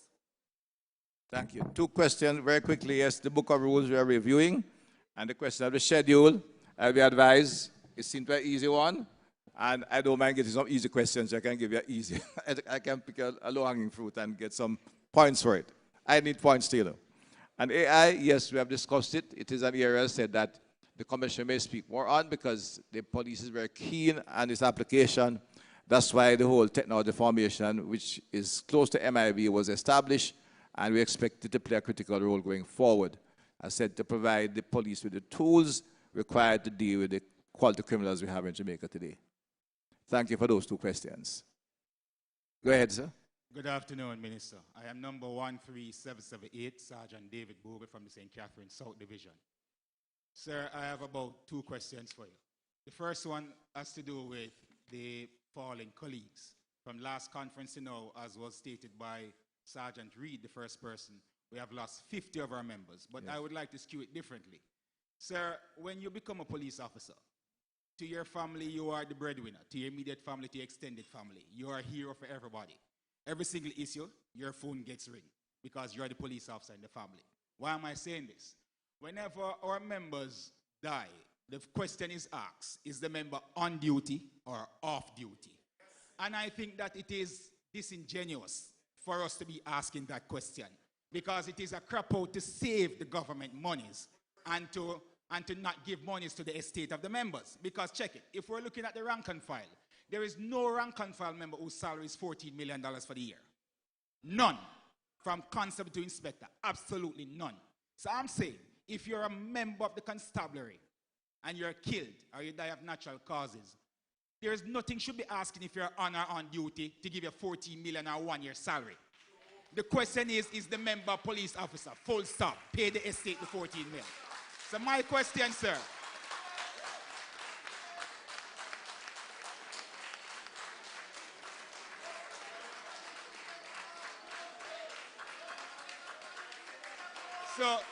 So my question, sir, as a policy directive, in your capacity as the second most senior member in the cabinet, the Deputy Prime Minister, can a directive be given that once a police officer is deceased, the only thing is asked, is the member a police officer? And if the answer is yes, pay the $14 million to their estate. My next question, I wish it were the Minister of Finance that was there. But I'm going to pick up from where I left off last conference, because I asked a question of the Minister of Finance, and up to now it has not been answered, because I predicted it. The government did the compensation review on the benchmark of the 46% inflation. That's the central government benchmark. It is a fact, because it would be ludicrous for the central bank to have a benchmark and the government plan to pay public sector outside of that benchmark. So it is calculated at 46% inflation rate. At the time, the war in Ukraine had just started, and I said to the minister, in light of the fact that we have 2 of the largest grain producers in the world fighting, then that it means, therefore, that the supply of wheat will fall and the prices will increase. It is inflationary. We have seen it. The monetary policy from the BOJ, released in December 2022, stated that inflation is at 10.3%. 10.3, which is outside of the 46% band. So it therefore means, sir, even though the sergeants would have received, and I'm just using the calculation, for 2022 to 2023, 8.8% increase. That is still 1.5 percentage point below the inflation rate. So it therefore means that I need to pay 1.5 percentage more for the same item last year. So I have not received an increase in my real income, only my nominal income. So what I'm saying, sir, and my question from last year, which I'm asking this year again, in light of the fact that inflation, we have seen it based on what the BOJ would have put out, that it is now 10.3 and moving. Are we willing to come back to the table with police officers to recalculate? And the reason why I'm asking, Minister, because you stated it earlier, that no other public sector group come under the risk that police officers come under. No other. You said it. Yeah. Minister, hold on. You said that police officers are special. Yes, we are. And I'm not here belittling. No, I know what I said. Sir, you said on the record that no other public sector group faced the risk that police officers face. It's a fact. It is a fact. Yes, and I'm saying, sir, then why that as a public sector we are generalizing a public sector review if we're special? And I'm not belittling teachers and doctors and nurses. What I'm saying is that they are not targeted based on their profession. The minute you become a police officer, you're targeted. The minute you become a police officer. And I'm saying, sir, sir, with the greatest respect, Deputy Prime Minister, that it is full-time police officers are treated specially. And I tell you why. Between 2017 and 2021, we're told that give you 4 years for you to take us out of the public sector. We are now in 2023, and he did a review to put us deeper in the public sector. So what should we do? I didn't get, no, repeat that last sentence. You said about the 4 year. Sir, when I was on the Central Committee, it was said by the government in the negotiations that the government would like to get a 4-year agreement. At the time, we said, no, we will take 2-2-year. The reason for the 4-year is that they said that they need to put the police officers separate outside of the public sector. I would say, all right, let us meet a pathway. We take 2-2-year to respect our tradition, and that will equate to 4 years to give you what you want. That is 2017 to 2021. We are now in 2023, and we're still in the public sector with everybody else. So can we then, as an organization, a representative body, trust that whenever we're negotiating with the government, we're doing it in good faith? If you ask for something, we give it to you and we don't get the reward. What must we do? That's what I'm asking, Minister.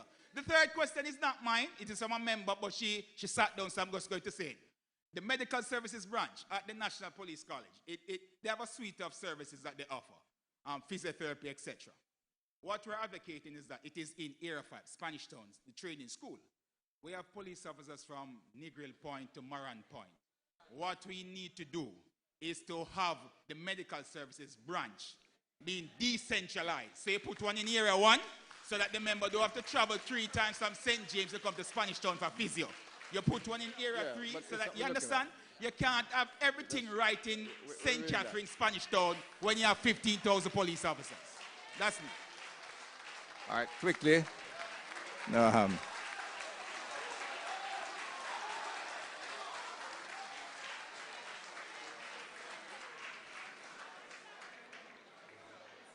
The issue of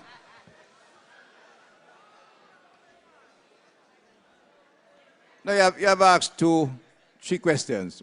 The easy one is at the about third one for the lady. You have lost 50 members. Recognize that. A very difficult situation for the families, and the force. We have said that it's being brought to my attention, the issue of the difference between being at work and being out of service. Now, there's a whole saying as well that a policeman is always a policeman. So you have an argument. That's something I've made to our life. That even though if you're off duty, you're still a police officer. And you carry the responsibility of a police officer. And in today's closing, some commit the same risk. It's something that can be examined. It's not a big issue in terms of budget item. I don't expect it to so. The police officers who are in, still in service, that's the difference, right? Whether you're on duty or you're off duty, they pay a difference. This is something I'm sure could be subject to discussion and negotiation. The compensation, Mr. Bogle, the truth is, the police officers are in a different tranche. Policemen, soldiers, and firemen come under one different tranche. They're not in the public service again. And when you come to negotiate next year, it's a different kind of negotiation. That's what the minister have said. Your chairman used the term first responders. That's not what is used in the Ministry of Finance. But 3 categories of workers were placed in a separate category because of the indication of risk they face with the police is more severe and allows for a separate negotiation. So that commitment was kept. And given that was the whole question of the compensation package, there are 2 things in the compensation issue that is a number of things that causing some level of disquiet and understandable. So I said the government indicated we have a period where we can look at issues of anomalies, etc. There had to be a salary increase. And it's the first time we have tried. The government made an attempt to bring a more meaningful increase than has tradition in the face of all difficulty the last 40 years, when we're talking 4 and 5%. And we said clearly, they are minimum of 20%, minimum. There are individuals, not only, there are several individuals in the professional category have got significant increase. Even if their tax take has increased, whether it is a social worker or my helper at home or the one they give me as a helper, it has doubled, tripled for her to move from 9,000 to 21,000. So that was a distinct attempt to reposition the salary scales of individuals in the public service. Much more was spent on it than any other time in the last 50 years in public service. So something must be beneficial. When you move the 3-year expenditure from $100 billion to $387 billion, and the money is indeed going to the workers. In terms of, I said, what you're referring to, the police officers are in a different category and will allow for specific negotiation for policemen. If it is not carried out, I'll still be minister, you talk to me. Because they indicate the definition of the police officers, it is 3 categories that are put in that. Teachers got attention, but from a policy point of view, to look at our education system. The Jamaica Constabulary Force, the firemen, and the soldiers were put in a particular band. It's a separate band from the rest of the public service. There is a distinct band for these. I said, is the chairman of youth and first responder. That's not what used in the Ministry of Finance. I don't recall immediately. But the 3 categories of workers are in a different band, and you can negotiate the special thing they're asking for separately, because among the issues with like death benefit was when you're in the general public service, then everybody claims it. These 3 categories can claim special benefits. If it doesn't work next year, Mr. Bogle, you'll still be here, I'm sure. I know you're doing law. You might, I don't think you're going to ship out to private practice that early, and I'll be here, and we can discuss the matter. But the police officers are in a separate band and can negotiate items specific and dedicate the police force. Okay. The medical services, the challenge. Since I've been minister, some work has been done by the commissioner to expand the service, bring staff in place. We are examining that carefully, and we'll look at it again. It's not a matter of what, we'll examine it, and we'll certainly look at how we can improve the medical services. Nobody up at this table, including the commissioner and your federation and myself, are happy with the quality of medical service to the police. How we go about fixing it will take some consultation and discussion. But we are not happy with it, and we'll have to look at how we can improve it. It may not all be fixed one time. We may not be able to do all area. We'll have to look at how we can work with the medical service and the doctors out there to improve the service. And what I'll give you assurance, Mr. Bogle, steps will be taken to improve the medical services to the profession. Go ahead. Good afternoon, everyone. Good afternoon. How are you doing, Minister? Good afternoon. All right. Minister, Mr. Bogle, Corporal Ogolin, number 11824, Protective Services Division. Yes. Minister, I find it hard to understand, and I am speaking to Jamaica as a whole. What is it do we as police officers has to prove for us to get the recognition that we rightfully deserve? The first point I want to touch is that we go back to properly speaking, never off duty. I just finish a 8-hour shift, and if I do overtime, maybe at 16 and I go home. Bam, bam, on my door. Officer man round the saw wheel machete. Now, if I say to him, a police station is right there, find the station. Negligence, I am in prison. No, what is there to compensate me for that class? For having me never off duty, constantly on reserve, readily available, anytime, anywhere. And that is where I have a challenge with, because to have a group that has that burden as a mandate and willingly accept that burden, there must be some visible appreciation, whether by incentives or something to indicate that, listen, we appreciate you always being available. That is not there, Minister. That is not. And as Sergeant Bogle rightfully say, we are still in everybody in the general group area. Sergeant Francis. No, you're not in the general group. No, I must correct that. The police officers are not in the same band as public servants. May I repeat? The police officers are not in the same band as public servants. Yes, but Minister. Right? No, you're in a band of workers, police officers, firemen, and JDF officers are in the same band And when you're negotiating time come, you can negotiate items specific to the force. Yes, but I'm saying, Minister, the salary doesn't reflect anything exceptional. That's what I'm saying. The salary doesn't reflect anything exceptional. That's a different issue, Mr. I'm not still right there. But Minister, another thing, as it relates to what I just made mention of, Sergeant Victor Francis, very good sergeant that lost his life. He intervened in a fight and was stabbed to death. Yes. Here you go. He's never off duty, Minister. He had to intervene. The ordinary group or even a soldier could walk away. Somebody could call police. He immediately saw the danger to each person's or the other person or one of the persons. And he intervened and he lost his life. What would be unfortunate is to be told now that his family has not received a package. Because we haven't got an update on his situation, but I would love to. But I'm just pointing out some of the things that are affecting rank and file. Time bureaucracy.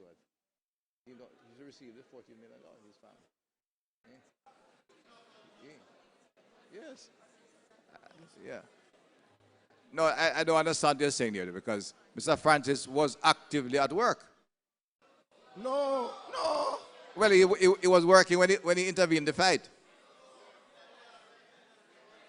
Yes, but Minister, I'm just pointing out. No, I'm asking you. I'm not contesting. I'm asking you what was the. No, I'm saying. No, allow him to answer. I'm just trying to find out because I can't see what the problem is. Yes. Minister. Mark, your question? Yeah. Oh, he was off duty. Colleagues, automatically go back on duty. Colleagues.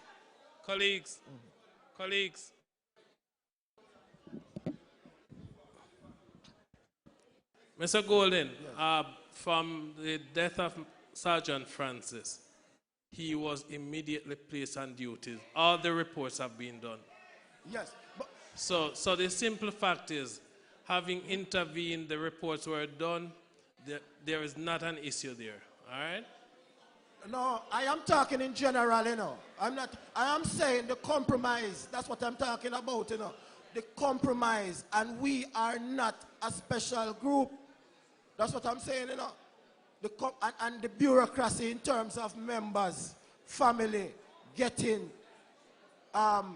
incentives or support in terms of monies when their lives gone. Mr. Golden, as you might have heard me earlier in my presentation, sounding very conciliatory. And it is because I have seen an effort that has been achieving some objectives, and we are meeting the criteria of members of deceased members' family, getting benefits within a quick succession. So it is not something that we are out there with, because we are getting the attention, we are in dialogue with the families. DSP Raymond Wilson's office monitors those things, and we work in tandem with it. So I'm going to ask, though, colleagues, in the interest of time, I know that we want to ventilate as much as possible, but we also want to keep the conference within time. So minimize the question, get to the point, and let Minister answer. Well, I appreciate that bit of information, but I was just trying to point out the compromise, how police are out there, mainly. That's my point, trying to put out. So that in itself clearly puts us in a special way. And we should be appreciated as such. That's what I'm trying to get here. As it relates to the Federation, my colleague would have spoke on it as it relates to the beefing up of numbers. It is affecting rank and file in a, should say, devastating way. We need, if we can establish an office, Cornwall, Middlesex, and Surrey. Likewise, a team with 3 ambulances equipped with team, meaning we have an ambulance in Cornwall, We have an ambulance. Not cutting you, Mr. Golden. I said to you earlier, yes. we have ordered some ambulances. We are looking at buying more. Yes. The point is made that the Federation, in the face of its expansion, we need increased representation. Yes.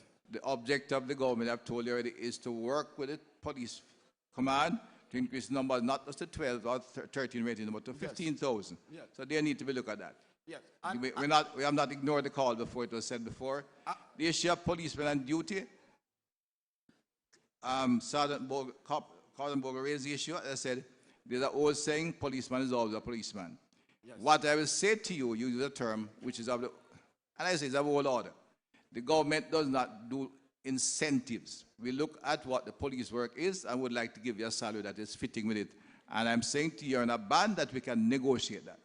Because once you get into you get into all kind of cross arguments. So I agree with you. The policemen have extra risk. They're always on call. That's a fact of life. These are not debatable, contentious issues. Yeah. The issue is then what should be the appropriate salary for a police officer, and we debate that, right? I agree. And lastly, Minister, but not least, protective services, Minister, that division, it needs to be put by itself so that it can be appreciated for the hard work that it is doing, separately from the general policing. I couldn't leave without putting that one, Minister. Yes, protective services. Clearly, the portfolio is not normal. It is not normal, Minister. Thank you for the note, Mr. Gould. I won't come to that. But just to say to the general membership, no, that's why, Mr. Golding. Thank you for your points raised. All right. I'm just saying to the general membership,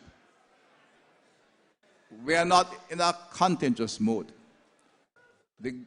This government is saying we want to pay for security. We will work with the police office leadership to look at what is an appropriate salary. Incentives we have taken out of a lot of years. Incentives are things that make government dysfunctional, not just in policing, in all kind of areas. You give the incentive to man set up a factory, when the incentive done, him lock up and gone. We have to create a system that do the right thing, whether it is to invest or to pay salaries. The officers of the force, the ladies and women of the Jamaica Constabulary Force, in a separate band. We now have 9 increments instead of 6, and when the time comes for negotiation, you can negotiate items specific to the police and relevant to the band you are in. That's why it was structured the way it is. It is not something unknown and anticipated. There are 16 bands, each of them have the categories. And some have 16 increments, some have 9 increments, but all of them move from the 6 increments with that and introduce. And the only specialized pay that is retained is service pay. And they're done at this point because of the nature of the force, and I think there are 2 other bodies that get it, and it is there while we look at how the economy goes, and maybe at some point you can just increase salary to overtake that. That is really the thinking of the government. So I'm trying to give you how we're thinking. I can't tell you I can do A, B, C, D. I can change the numbers like that overnight. But if you understand the policy, I'm sure your leadership will understand and can work, and you have advisors in your midst. There are many officers who are going and doing work, staying in the force, as I've left and work for the Bank of Jamaica, advising the Minister of Finance. In the Ministry of Finance, in my ministry, my Chief Technical Director and Mr. Holgate are referred to our ex-officers of the force who are willing to advise and discuss these things. So I just want to emphasize, I'm inviting you to think, to look at the difference in thinking, because if we can look at it that way and understand we are thinking along different lines, and we can, our objectives are the same. Clearly, you are the workers. You are the frontline people on the line of fire. I am here from a different line of fire, but my objective is the same as yours. And therefore, your welfare is also my primary concern. It's how we can ensure that I can show you what resources I have, and we'll work to make sure it meet at a stage that satisfies you. That's what it is. Without any argument, I'm telling you, this, if your executive don't sound contentious, not because I've sat with them. First thing is because we have been able to work at issues, and clearly there are still issues to be worked out. And I'm telling you that we'll work them out. with you without any fight or quarrel. I cannot afford to have the police quarreling, you know. The people I have to quarrel with out there, so a fire gun and thief. And you are the only arms I have to reach them. That's just reality. It's a debatable issue. All right? Go ahead, sir. Yes, afternoon, Minister. Number 14885, Detective Constable Nigel Forbes from the St. James Division.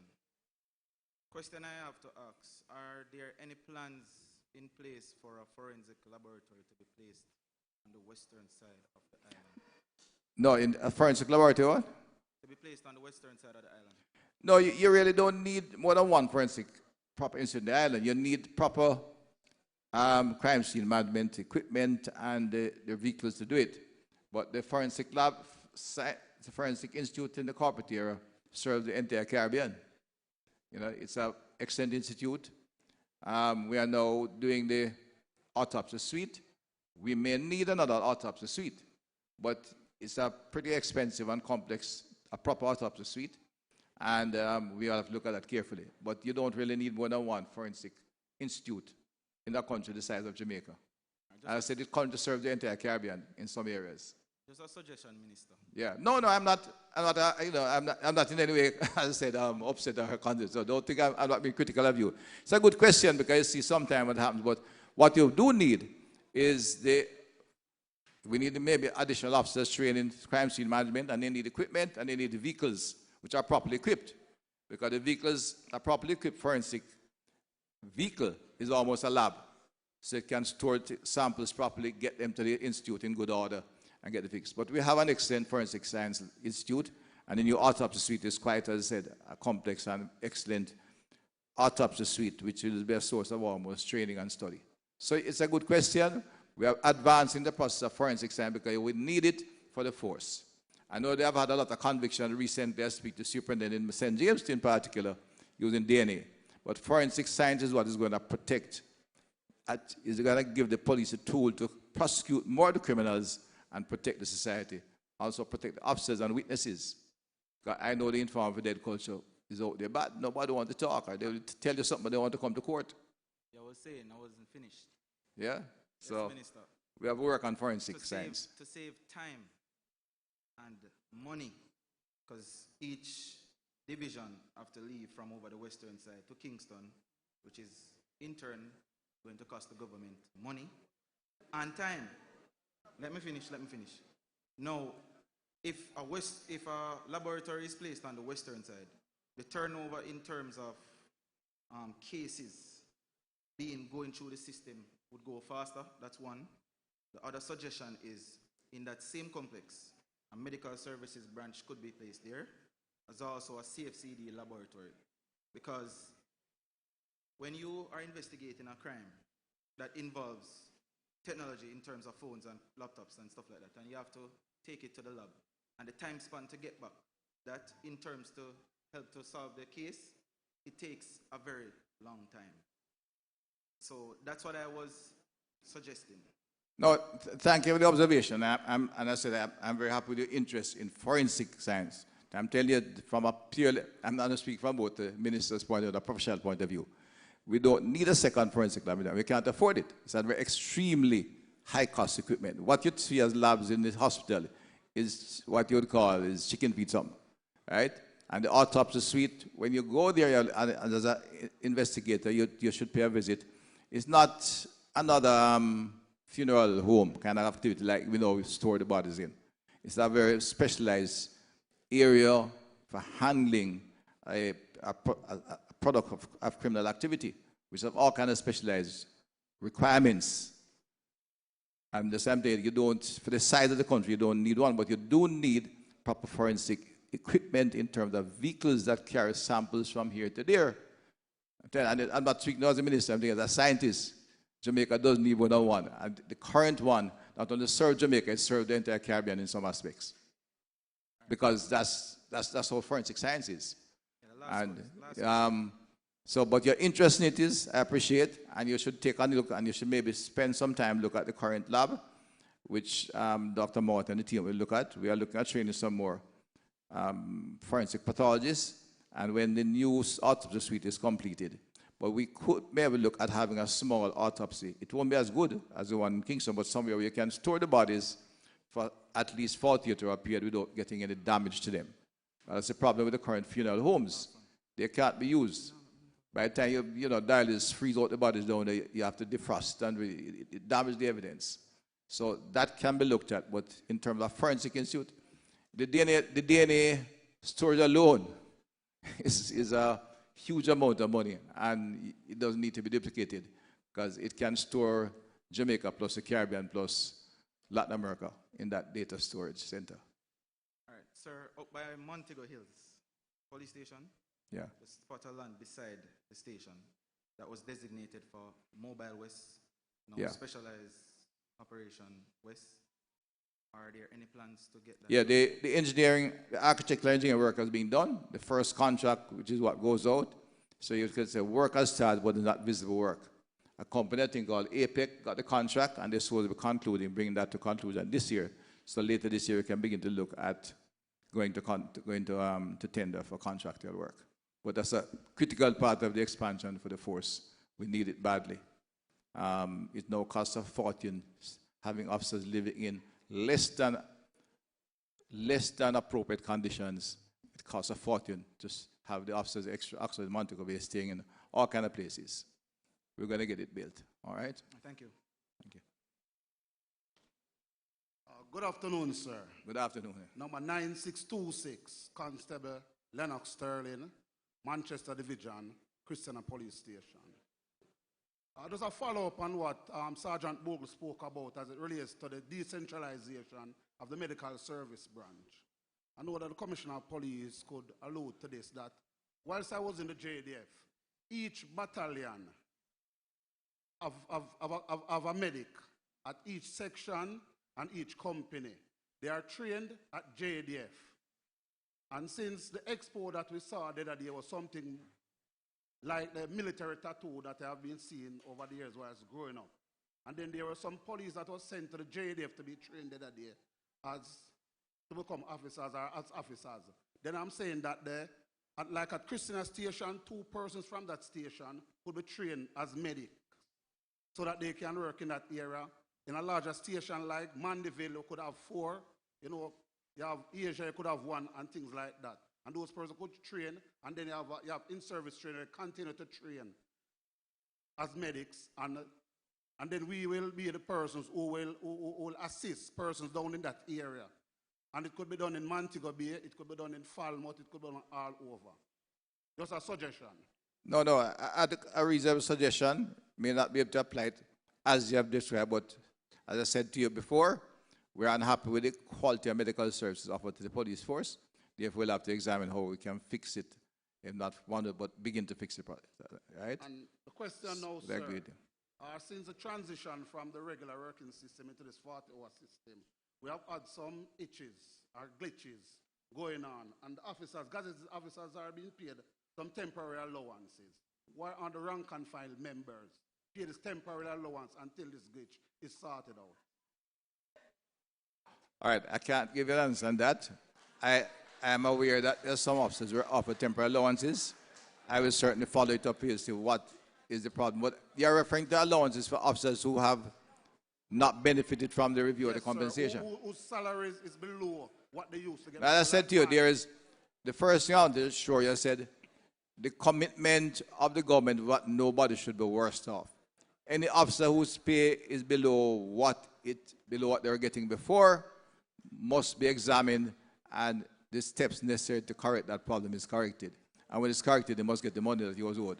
Yes, because, sir, my salary, I got about $20-something thousand increase, and $19,000 went into income tax. Last month it was $16,000. This month it is $19,000 odd. When I get nothing.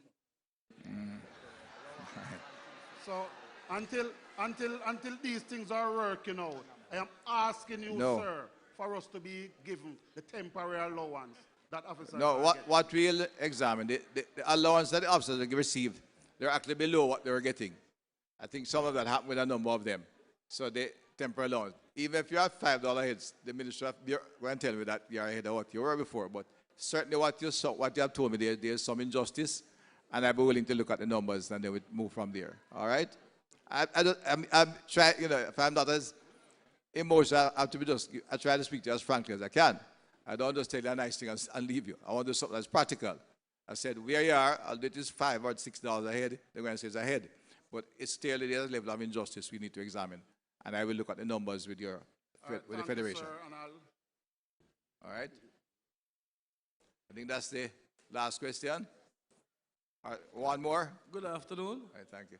I am number 6343, Sergeant C. Taylor, St. Andrew North. St. Andrew North. Minister, I have two concerns. One, as I seem to be getting older in the JCF, I realize that the members appear to be getting younger. And I have a deep concern for the membership.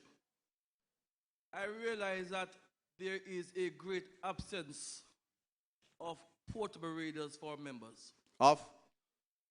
Portable radios. Okay. Now, I do general policing, so I have to use this device more often than not. And oftentimes I'm called to do the divisional supervision, and a portable radio is a critical piece of equipment that you need to supervise the resources that you have, to make sure that the resources are properly coordinated, so we can respond the best possible way to the demands, and the demands are many. Now, Minister, it has been years now. I'm sure I put this question to you before. The portable radio is even more important now because the juniors, they need to be supervised. And more often than not, the juniors are going to be out there on their own. No, this piece of equipment is going to be critical in ensuring that these members can be given certain basic instructions, they can ask questions, they can be guided. And you see how challenging it is for our young members in particular to police this society. Oftentimes they are doing their lawful duty and they are being challenged. They need to make sure they have the ability to call for support. Or if not, they oftentimes may not respond in the best way possible. So, Minister, I want you to address this one, and I want you to address this one urgently.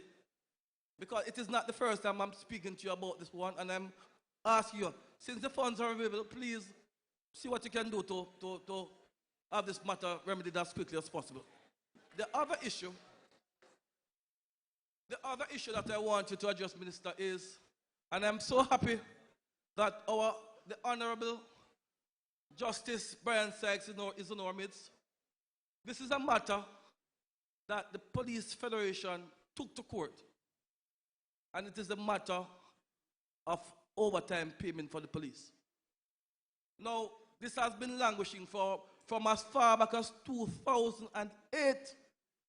We are now in 2023. This should not be a part of the agenda. We should not be having a discussion on this subject. This should be something behind us. Now, the court said to the organization that they have until the 31st of March 2023 to put a system in place. We are still at sea. And I'm wondering, I know that when JCF wants to accomplish something in a timely fashion, it is done.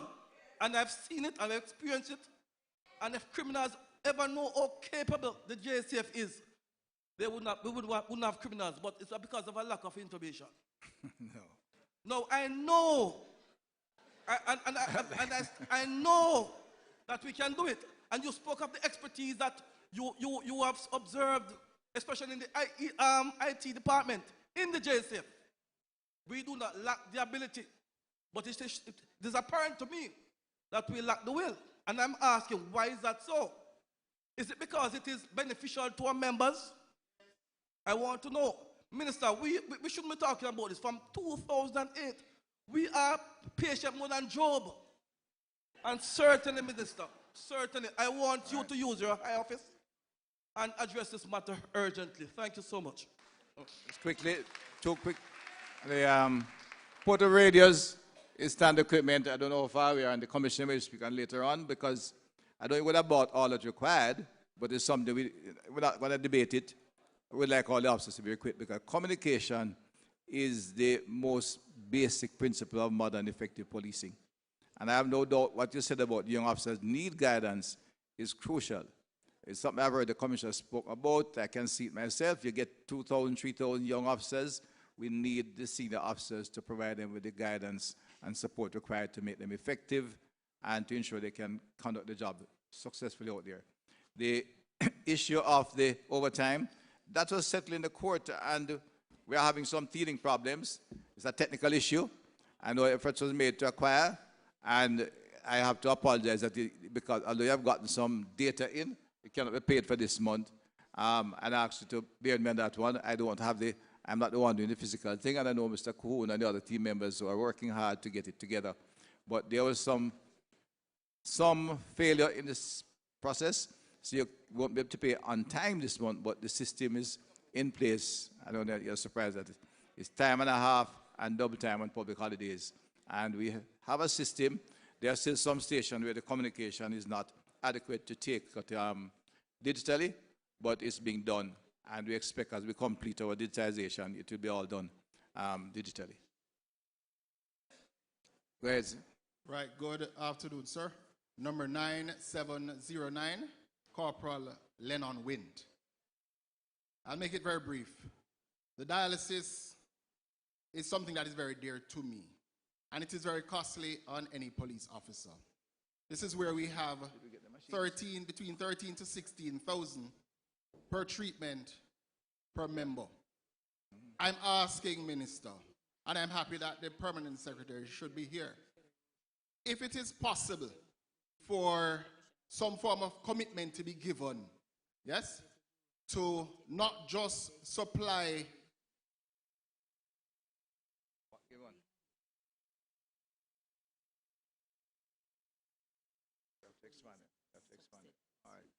Go ahead, Connie. I think the issue you're raising, if your members would tolerate that, you can do it. I was just getting up to date, and we had discussed the possibility of putting some machines at one of the medical centers. The police didn't work because the level of adjustment and we need to do it. The question of price or access, well, it's access at an affordable rate you're looking at. And certainly we can take up that issue again because it may need that. I know we had given a commitment to give some additional machines. Maybe we have to put some machines at a number of the centers. There's one in Corner Regional, there's one at the university, and I think one is emerging in Spanish Town and possibly Mandeville. So allow me to say without your members are maybe getting answers with time that we are going to examine this dialysis thing seriously. It's a major problem. It's not a little issue. People on dialysis, it's costly and it's life-threatening. And I make a note of it, and we'll certainly have discussion and see how together we can resolve that one. Right, but it is more than just the machine. Well, other infrastructure. That's what I'm saying to you. That we couldn't do it. No, I'm saying to you, we couldn't do the infrastructure all over. So the object is to look at how we can add capacity to these areas where the infrastructure exists with both the nurses, the technical support and so forth, and providers. So I will look at it and follow it up because we realize a very serious issue. But just to add, Minister, is it possible? Because for 3 years we have been going back and forth. Is it possible for us to get some form of timeline within the year so that the Federation can actually report back to the members in relation to I'm sure the members will report back to you, but it's not the kind that I can say we'll do it tomorrow or we'll do it in 1 month. It's a serious issue and not in any way diminishing it. As I said, it's a life-threatening activity and it's an expensive activity. We'll therefore pursue it quite aggressively and the Federation will report back to you. So we'll not be able to get a timeline to this? Couldn't be able to give a timeline today. You just brought to my attention. I was aware last year when the machines were promised. I didn't know it had fallen through the way it had. So I will get back at it and we will report to you directly. If you wish, as I said, you are from Manchester. No, I am from FDL. No, sorry, not St. Andrew North, right?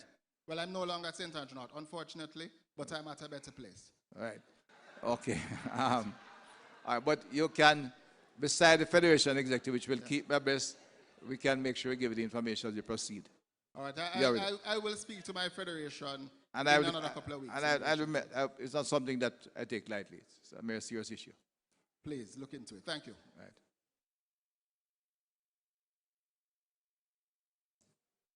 Number 10225, Detective Sergeant Folks, Narcotics Division. Good afternoon, Minister. Good afternoon. So my submission is in regards to the narcotics facilities. During your presentation, you mentioned several facilities that are slated for development, upgrade, and new facilities which will be built. Now, the narcotics headquarters, this building has been... It's a Spanish Town Road building.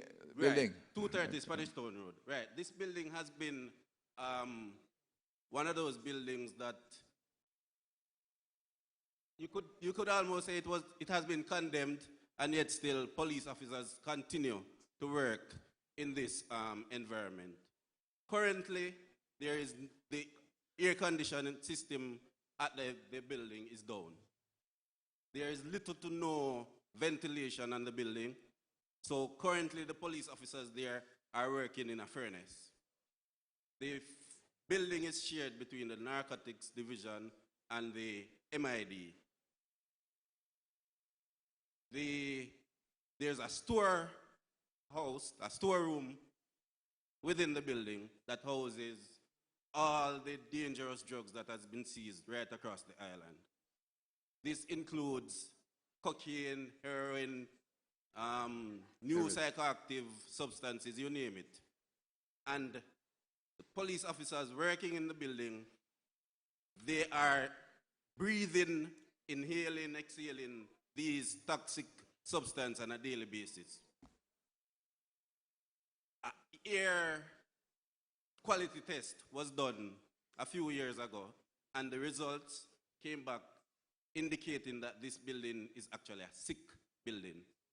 Minister, I'm asking that along with all of those facilities that are slated for improvement, redevelopment, and new facilities to be built, I'm asking that the Narcotics Division be placed on that list. All right. That is my submission. Thank you for the information. As I said to you earlier, one, I have a team looking at what the state of the buildings are now to report back to me what needs to be done as a matter of urgency, but I want to give you a commitment. I am aware of some of the challenges there. I'll visit your station over the next 1 day over the next 4 weeks myself to look at what's happening there between yourself and the MIB. I'm aware that it's a risk to your health, and if we have to do something, we have to do it. All right? I will inform your commanding officer when they're coming, and you'll be aware when I'm coming down there. But I'll do it very early and see how we can get it done. All right? Thank you.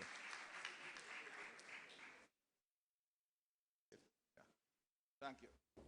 Thank you. We have notes of all your questions. I know my team has been making notes as well as the commissioner. The issues you have raised are all relevant and important, and we will work together what we can do now and what will take some time, but we'll keep you in the loop and keep you informed as we proceed. Thank you. Good evening. Come on, a round of applause one more time for the minister and members of the Federation and the JCF, and we do hope and trust that concerns and issues raised will be dealt with accordingly. We do have a minister that is committed to the task. Doesn't matter how hot it gets in the kitchen. All right, so moving right along, the colors of the Federation. Anybody up in here wearing all 3 colors of the Federation? I have a gift for you. Wearing all 3 colors of the Federation. Do you know the colors of the Federation? All 3 colors of the Federation. If you're wearing all 3 colors that we can see, yes, come. Anybody wearing all 3 colors? You don't know the colors? The red, the yellow, and the green. Anybody? Anybody? Nobody? Nobody? All right. Is that lady coming? Are you coming? No, she's not coming. Nobody? Anybody in full red? Full green? Full yellow? Full red? Come. Courtesy of Live Good. Full yellow?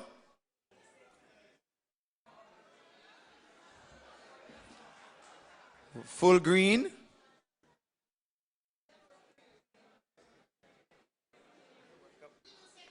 Full green? Yeah, green and yellow come.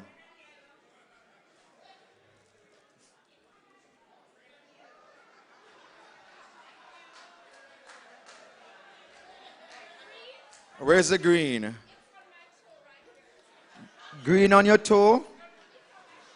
Oh, she wants us to know that she's wearing Bridget's. Any more bags? All right, we're going to need another bag from Live Good. All right. Hot girl in our Bridget's, you know, so she knows that she have on Bridget's. Okay, that lovely lady in the Live Good branded shirt, she'll get you a package. All right. Great going, ladies. Thank you, thank you, thank you.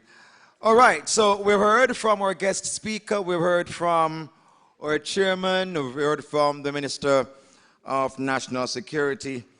It is now time for us to hear from the gentleman that is in charge of leading over 13,000 professionals, and of course, one that is transforming the JCF. We saw the JCF on display about 2.5 weeks ago inside the National Arena.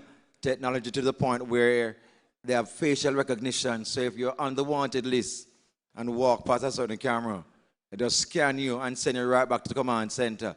And they can tell you that, whoa, that person is at the conference over there in Trelawney. Technology at its highest level, I tell you.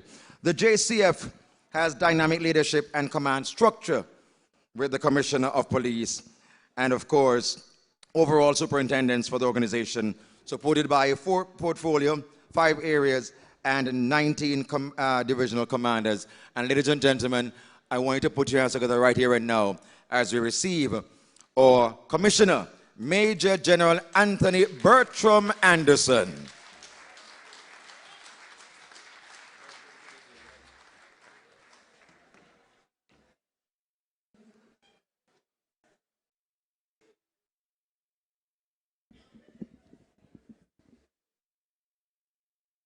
Okay, good afternoon into evening. Let me just, of course, recognize Honorable Dr. Horace Chang, Deputy Prime Minister, and our Chief Justice, who's still here with us, which is great, that they stayed the course and demonstrate the sort of interest in the JCF that we share.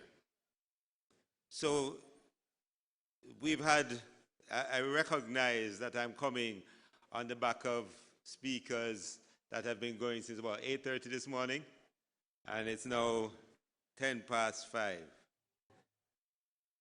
which is fine because that's the nature of what we do. We go on as long as the work requires us to. So why would this be any different? Why would we shortchange the time that we have to represent our members? This is an important conference. It's important in many ways. One of them is that, of course, it's the 80th. And when you have tens, multiples of tens or fives, they seem to take on a certain sense of import. Now, I noted the questions that came to the Deputy Prime Minister. Some of them perhaps were questions that would probably better suited for me to answer. And some not so. Some are squarely in the DPM's bailiwick. The truth of the matter is that the issues raised are real. And they're real and concerning to you, and also concerning to me. And I dare say, based on my conversations with the Deputy Prime Minister, they're of concern to him, and they are definitely of concern to the executive of the Federation. But since this part of it is now family talk, this is now family talk. We're going to talk about things. You talk about unvarnished truths, that's what we deal with in family. We might not agree on everything, but I think one thing we can agree on is that we all want the JCF to be that force that Jamaica knows, cares about, respects, and that it delivers what the country needs, and that we feel good about being police officers. I believe that we have a common idea that that should be the case. We had some discussions back in, I believe, 2017, where we were looking at the police, the Constabulary Force Act. And there were some meetings at that time at the Ministry of National Security to look at how the act needed to change. Now, it was interesting that around the table, and members of the executive here today were there in those meetings.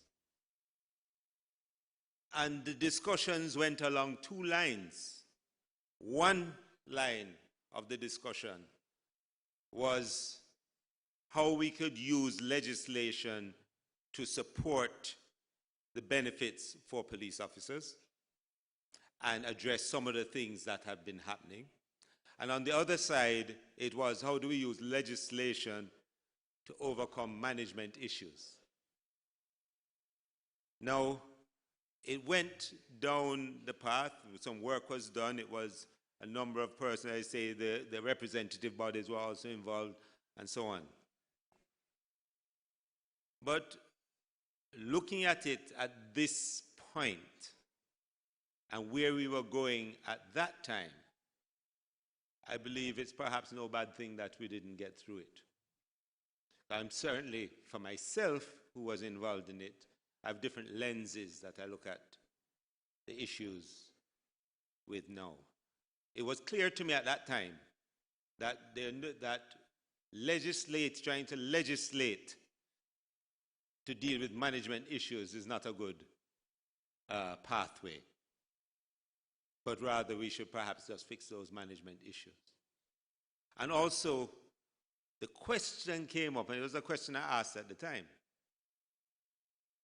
So, what is the force that we want? And perhaps some people here have heard me speak about it before. What is the force that we want? And the answer, certainly, that I came up with is a force where the members of the force who have bright children with options see becoming a police officer as a viable option. So we had to create, and we have to work on and create a JCF that our members are so invested in and believe in so much. And that relationship between our members and the force is so tight that we see it as a viable generational occupation and profession for our children with many options. This is what we're working towards. Now, what is the force that we need that is going to cause young people to be interested? Young people with options to be interested in us as opposed to somewhere else. Salary, mobility, upward, a chance to do meaningful work, make a difference, experience new things, and interface with new technologies. To look at their force in the way they see when they look on TV, or what their expectations are of a police force. When they want a career in forensics or ballistics or just general policing, that the tools they get and the things they have to do business that makes sense to them is available to us. So this is part of the notion and thought and idea of transformation. That's what we're talking about. That's what we're talking about.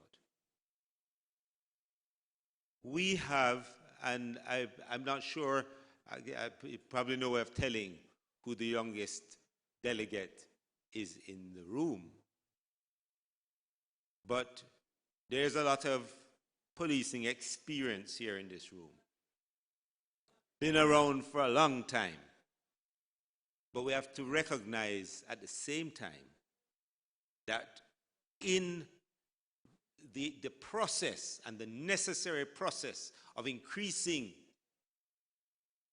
our numbers, we have to take in a lot of young people. And we have been.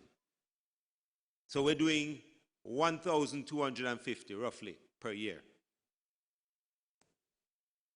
So we have, it's 3 times the number that we normally bring in. And it's necessary. But it means at the same time, it's something we're working on, that we need adequate supervisors to supervise that number of young people going in. But there's another point, and I think the chair alluded to it in his speech. The youngsters we're bringing in now were born in 2004. That's when they were born. Some of them, I dare say, no, probably 2005. That's when they were born. They have no idea or inkling of a world without technology. They don't know about it. So what do we have to know? A couple of things. We have to now mentor these young people, these very technology savvy young people who have ideas and have skills that they can attach to problems that perhaps we are not thinking in that way. So apart from mentoring, we have to listen to them. Just last week, I was at the Association of Caribbean Commissioners of Police conference. And I gave a little talk on policing in a time of social media. And it's an interesting thing when I had to start looking at some of those issues and looking at the way social media is used to communicate. Clearly, we have done a lot of work on that from the police force, but there's always a next step. And some of the best work you're going to get is when you set some parameters that you get your young people to innovate, think, and see how best they can find a way for us to communicate to those people who are impacting the problems that we have and have to deal with every day. Now, here's the challenge. The challenge is that as delegates, you have to be, you're part of the process, yes, of advocacy, but also of leadership and mentorship. So you have many roles. And I believe when you go through this process and go through this democratic process of seeking to represent people and these youngsters and others, that it is that you recognize that one of the things you take on is strong advocacy, but the other thing you take on is now part of the leadership and ownership of this JCF that is ours and is Jamaica's. So in light of that, I want to share some thoughts with you. But just before I launch into that, because I was thinking about the ACCP conference, I just want to congratulate Inspector Decoyan Brown, who received the top Caribbean Community Award at that conference. So Inspector Brown, I saw you earlier, so congratulations for what you did. I also want to, since I'm recognizing some people and congratulating them, Sergeant Wayne Wallace, good job on getting the iconic award. Tanisha Lewis, Woman Constable, congratulations. And of course, Woman Constable Christine Smith. Well done. And of course, we have the Federation Chairman, Corporal James, who is now taken over as President of the Caribbean Welfare Association, Police Welfare Association. So there is, within all of what is happening, there are some things that we can celebrate. And one of the things we can celebrate is a wind of change that we can ride on.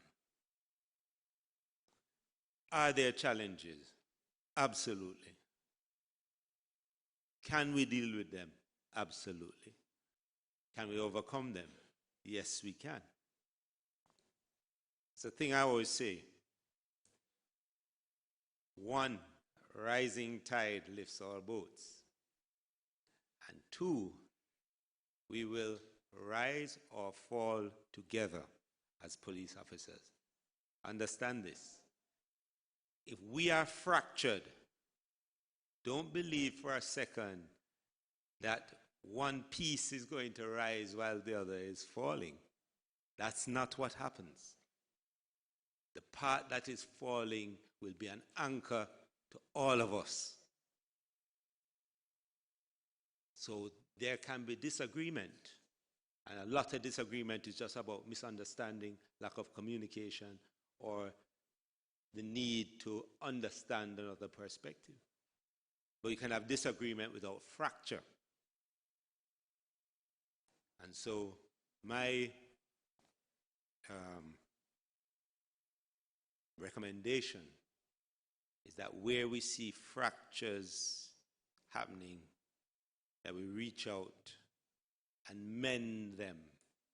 And that way we can put our collective efforts together to achieve the things that we want, that we outlined earlier, that is a police force that we're all proud of. We have to have proud police officers, proud of our organization. Now you're going to say, or some people will say, but look at all of those things that we just mentioned a while ago. Yes, those things are there. But many things are changing. Many things are changing. And one of the things that I've seen is a drift and a shift in a public that wants to give us the benefit of the doubt. They want to support us. They're looking for those opportunities to support us.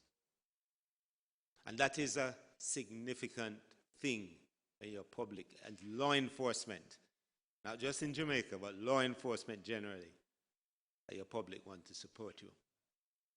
We have to build on that. We spoke about the expo. The expo, when we first had the discussion about when I was getting my briefing, I'll share this with you, and they had done some work, and the team, I must commend the team who worked hard and long hours to get that done. That's a significant team, and it took from top to bottom to get that thing done in that way. Long, long, long hours. But when we had that back brief, the first one, I had to say, all right, this is what I'm thinking, here's what we need to get done, get the back briefing about the quality systems and the technologies that we have there, and so on. And I got the briefing, and I don't know if anybody here was there, but at the end of that, I said, what I want to show at the expo is my people. That's what I want to show. Yes, the technology. Yes, the quality system and the ISO and all of that. But what we need to do is to get our public to interface with our officers when they are not having a bad day. Normally, they interface with us either because we are carrying out a law enforcement activity on them, or something bad has happened to them and they are talking to us. That's when they interface. And also, when I heard some of the language and the arguments and narratives out there, and suggestions even from members of the public, they say, why are people suggesting what we've been doing for the last however long? Why is it? I mean, you've been police officers for a long time, a lot of the persons in here. How do you feel when somebody is coming up to you? Why doesn't the JCF have undercover officers? When somebody asks that. Or why can't they do some forensics on a scene? These are questions that arise. People actually say these things. Now, can you blame them? It's not a matter of blame. It has nothing to do with blame. It has to do with, do they know? Well, clearly not. And if they don't know, how can we address that? So the only way in the type of persistent narrative that we've had that you're going to change that idea is to touch it, feel it, interact with it. And it's not about interacting with the commissioner and the high command. It's about interacting with the constable, the corporal, and the sergeant who does this job every day. That he or she can explain what they do to the satisfaction of the public that we serve. 27,000 or so people came through. And I can't think there would be one who would have left not at least starting to think a little differently. For me, it was the beginning of a new conversation. The beginning of a new conversation. A lot of the output in terms of advertising for this was to encourage our members to come and see. Encourage our members to bring their families. Quite often, families receive the brunt when they're out there, they're at school, kids at school or somewhere else, and hear people speaking about police officers in a particular way, and they're saying, that's not mommy, that's not daddy. How is it that this narrative continues? It's important, that's why it was important that our members and their families come and see what mommy and daddy do. They see a glimpse of not just what we're doing, but where we're going. I made the point. There is nothing in there at the expo that is not in service somewhere. No, it's not everywhere. I'll be the first to admit it takes a little while to roll out everything. But there's nothing that is there that is not in service somewhere. We are using those technologies only today to do a significant case at the moment. I guess more will come out about that later on. But it is there, and it is started, and it's being used. And so it sent that message to our public. When we were in Trinidad the other day, people were coming up and saying, I was following online. We had a member, a former member who was an inspector in BVI, I believe it was, who got an award as well for capturing 2.3 tons of cocaine in the BVI. He's a former JCF member.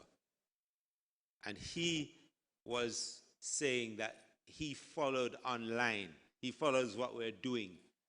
And he was overjoyed by what he saw that we're doing. And who's doing it? Us. And this was the point, I think DPM had spoken to it. This is not a externally imposed change. This is a change by us. Because we recognize that we can do things better. We recognize and end up with ownership of the organization called the JCF. So if we don't fix it, who's going to fix it? Who's going to come from somewhere with what knowledge that's going to exceed the knowledge that exists in the force? It's just how you harness that knowledge and those talents and apply them to what we are doing that will make the difference. So we went through the COVID years. Unfortunately, last year's conference, I had COVID. That's why I wasn't here. But the reality is, and you know, different people will have different views of how they see something. At the point where the organization went into, not even the organization, the world in 2020, when we went into the COVID times, very early on, there are two things. One, there was required out there, in my mind, my view, a certain type of leadership that didn't allow you to do it from the office. And so you had to, I saw, certainly from my perspective, had to expose myself, taking precautions as I can, but it is necessary to do that. And I tell you why. Because I am not going to send anybody to do anything that I will not be willing to do myself. That's always been the case, always lived with me. And so, if I'm going to put you in there, in the quarantine zone, you remember that in Bull Bay? First quarantine zone. I don't know if anybody was there. But we had to go in. At the time, and understandably so, most organizations aren't used to this type of crisis that we are used to. Crisis is something that we deal with all the time. And so when you go in the morning, and the quarantine had been put in place, the people hadn't seen, they say, well, how are we going to eat, how are we going to move, and all of that. We were the only show in town. So we had to be among the people and explaining things. Likewise, there are, you know, I quite often listen to the radio, the same portable radio that you're talking about, and that we are actually in the process of procuring some more, and I'll talk a little bit about that. But it's important, I believe, as the top cop, the chief, to hear what is happening out there. And also, if necessary, as I have, to go to where the problem is. Now, I can't do it all the time. Clearly, we all have different roles. But it's important that that is done from time to time. So, in the end, and you know, one of the things is that you have to have a certain amount of faith in the people who you work with, who work for you and you work for. You have to have a certain amount of faith in it. Because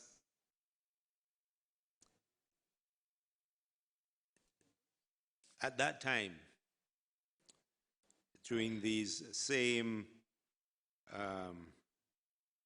COVID period, before the protocols came out from the government, we already started down that road, particularly with respect to our members who may have comorbidities, etc., to work from home. We were out there, out of those blocks immediately.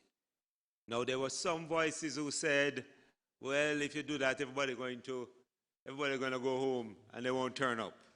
That's not my experience. Our members always turn up on the big day, always turn up when they're needed.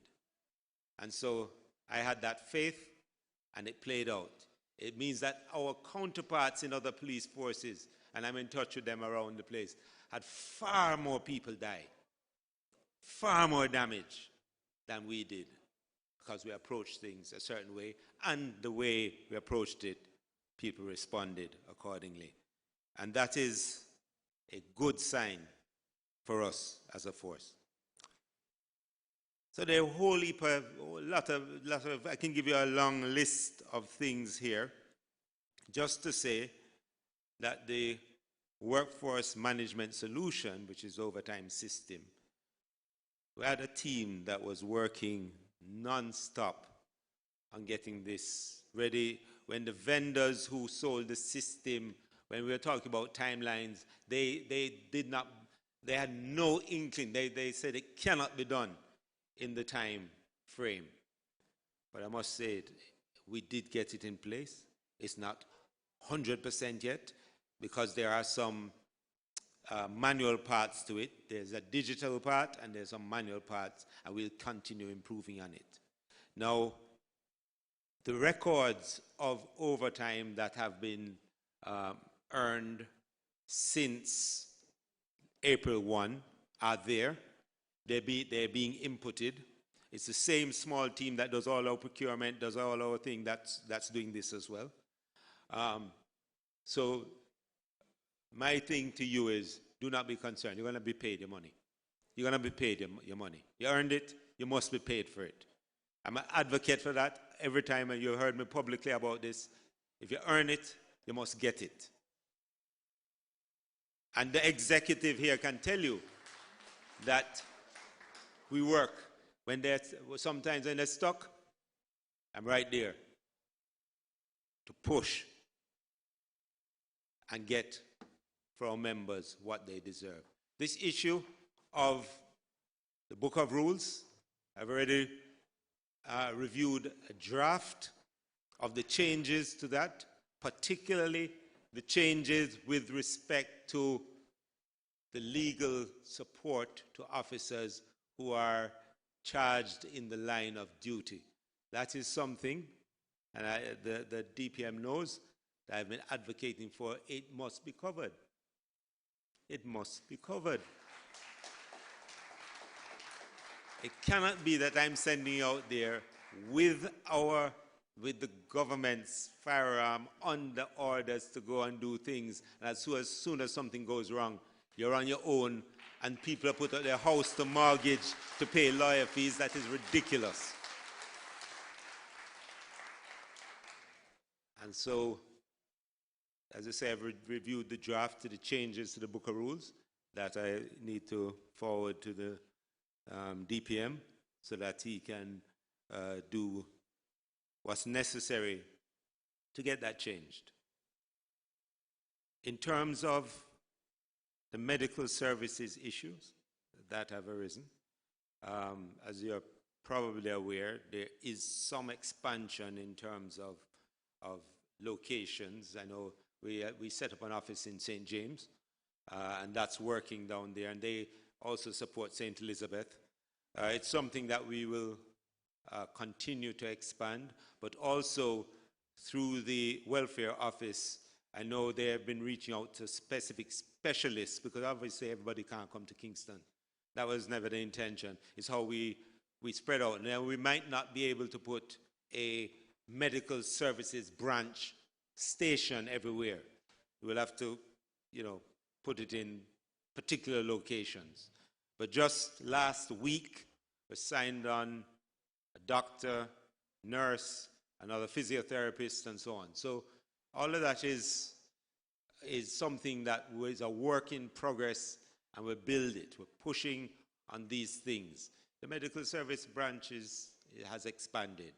One of the issues that we're going to address, and as you say, we have a new permanent secretary, Ambassador Stone Roof. I didn't recognize you earlier, and I didn't recognize Orville beside you, but he's family, so you don't have to be recognized. And I hope that one day we're going to say the same thing about UPS, your family too. So it's something, this issue of the pharmacy is another one that's been languishing a little, and it's something that we will work on to get the drugs and so on through our pharmacy, perhaps at a discounted rate and so on, and work out those details. A lot of work has been done on these things, but sometimes they get a little stuck. We're going to unstick them. We've done work on the whole expansion of the insurance thing and get a much better package. That work has been done, a lot of the groundwork. So the good thing is, the good part of it is a lot of the work has been done on these things. And we push tirelessly, let me tell you, on getting these things moving and done.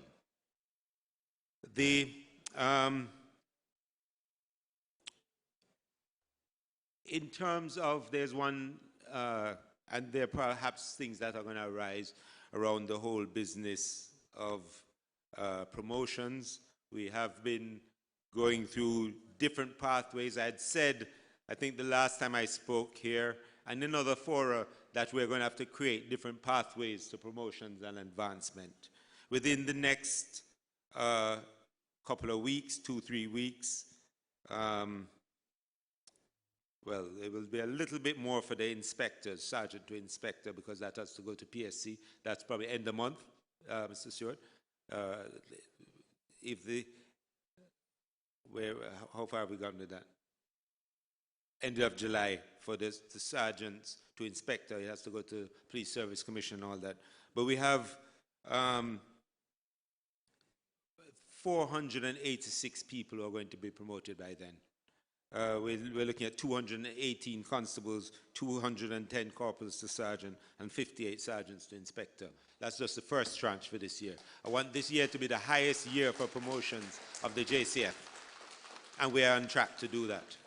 We're on track to do that.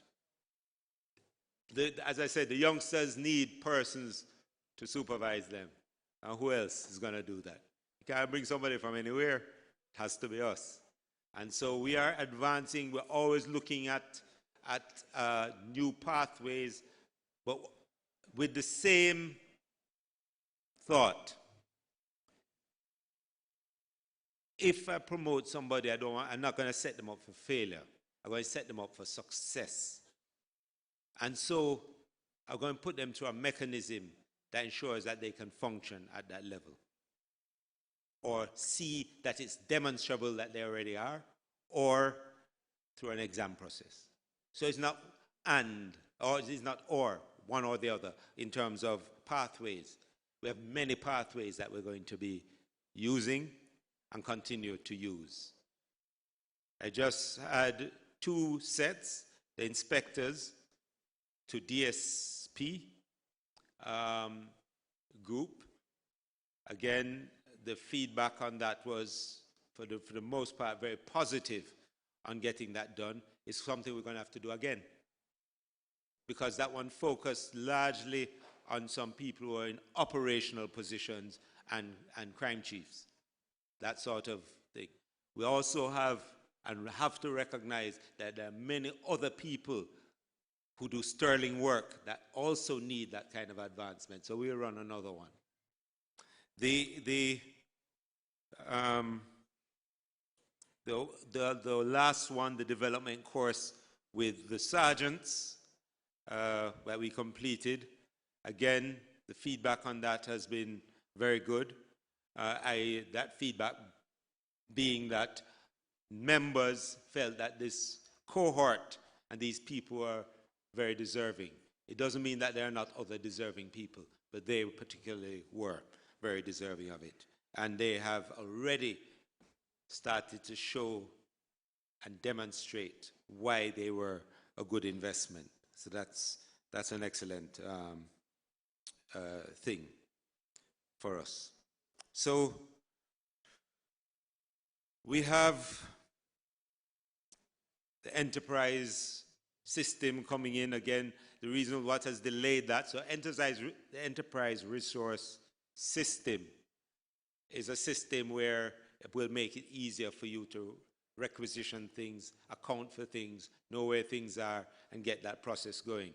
It takes far too long to get things to members at the moment, things run out and become a crisis, basic things that should never be a crisis, but they become a crisis because they run out and it doesn't, then people are working without people taking money out of their pocket, which they don't have to try and support the work.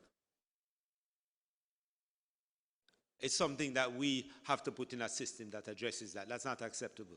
That is not acceptable. And so that system is in place, but it's the same team that's doing the workforce management project and the overtime system. So we just have to schedule things sequentially in order to get everything done. So we went through this period late into last year in 2022 where the basic items weren't flowing.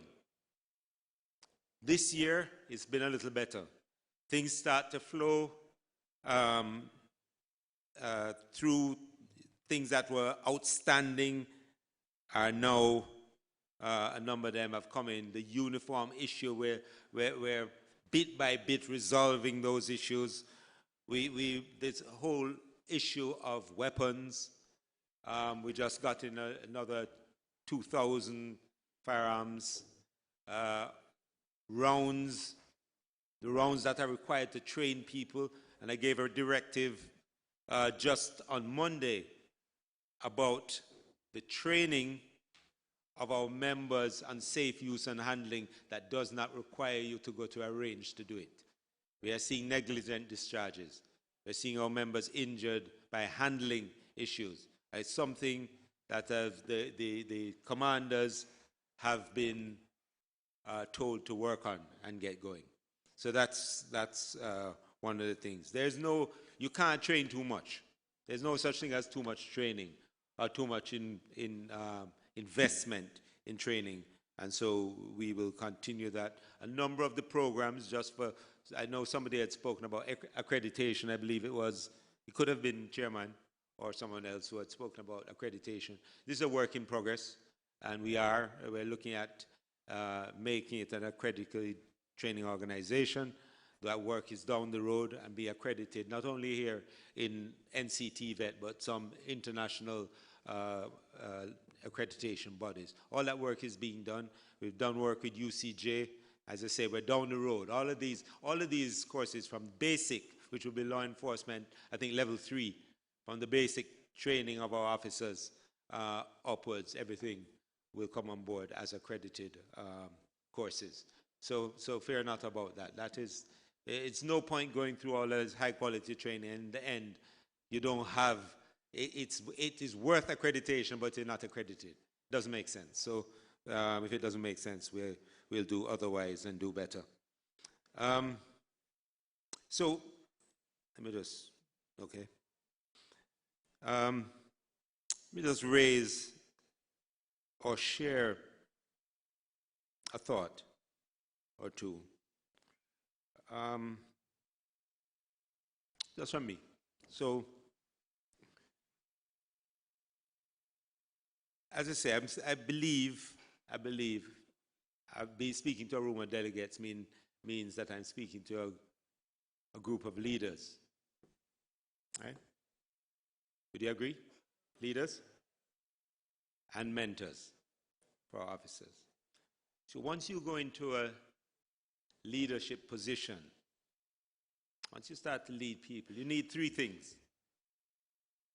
So you need head, heart, and stomach. Head, heart, and stomach. That's what you need. Now, when you only have 2 of those 3, you have a problem. So I'm just sharing this to you because you're leaders as well. When you have head and heart, you have a whole heap of ideas and you care, but you don't have the stomach to drive things through to conclusion. When you have head and stomach, but no heart, you tend to be despotic and heartless. So you have ideas and you'll drive it through, but in your wake, sometimes you leave carnage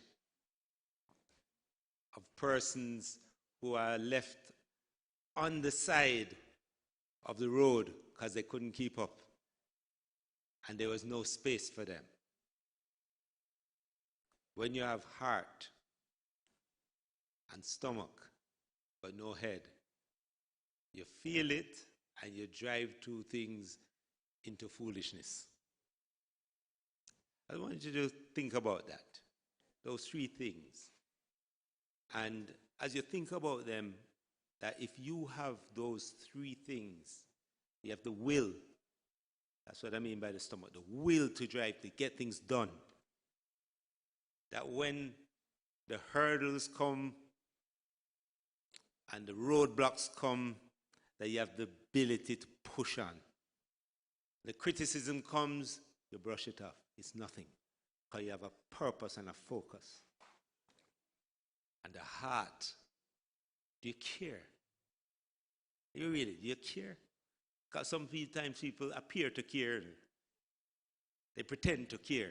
They don't really care. It doesn't really matter. But in a forum, you have to be seen to care. And then the head. Are you being sensible?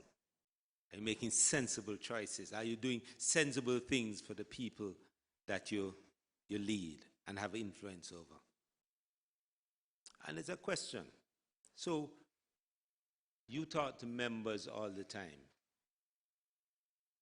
They come to you because that's why they elected you to represent them.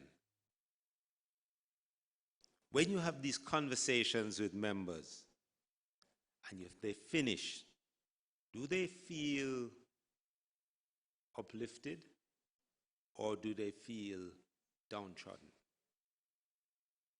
When we have those discussions, do they feel inspired by your words or do they feel demotivated by what you said? Do they, having interacted, go forward feeling positive, not just about, there's still issues, but do they feel positive about themselves, their lives, where we're going, what's happening? Or do they feel negative? And do they feel hopeful or hopeless? These are some things to consider. And the reason I'm sharing with you, because these are things I have to consider every day. And all of us, as leaders, and I'm speaking to a room full of leaders, that you consider these things.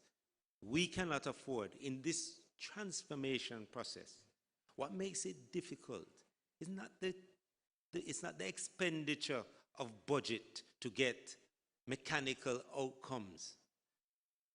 What creates the challenge is how do you take everybody along with you? How do you bring everyone along with you? Or certainly those who wish to come along. How do you describe to people a better vision and future?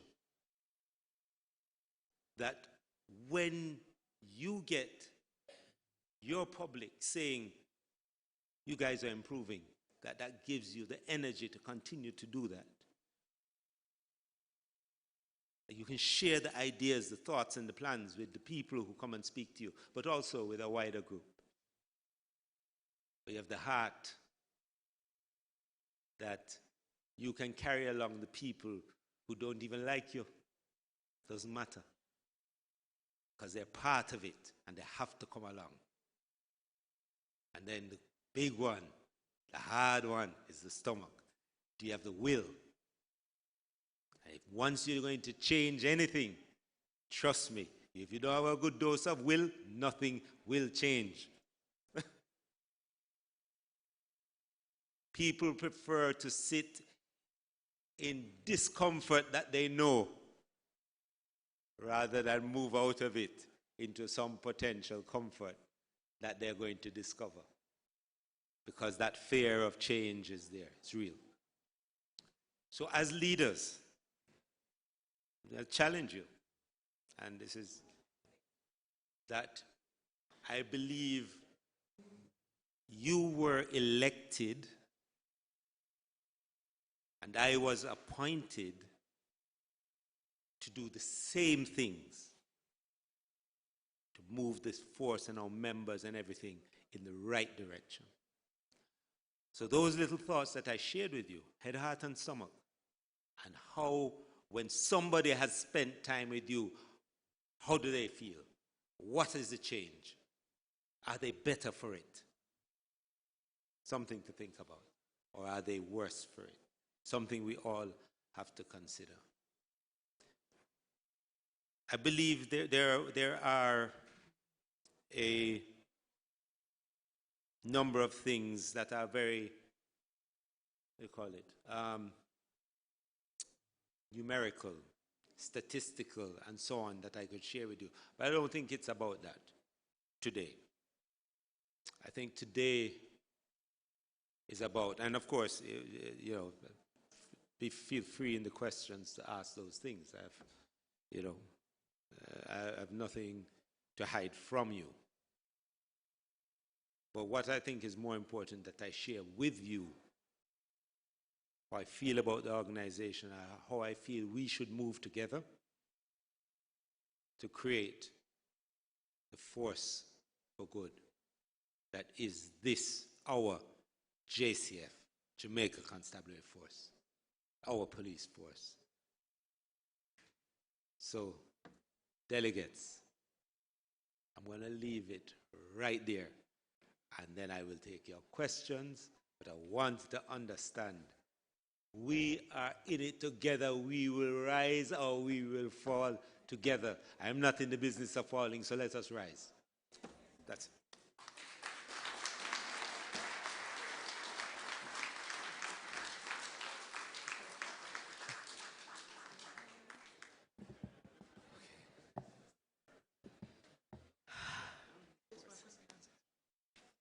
All right, so it's now time for you to pose your questions to your Commander-in-Chief.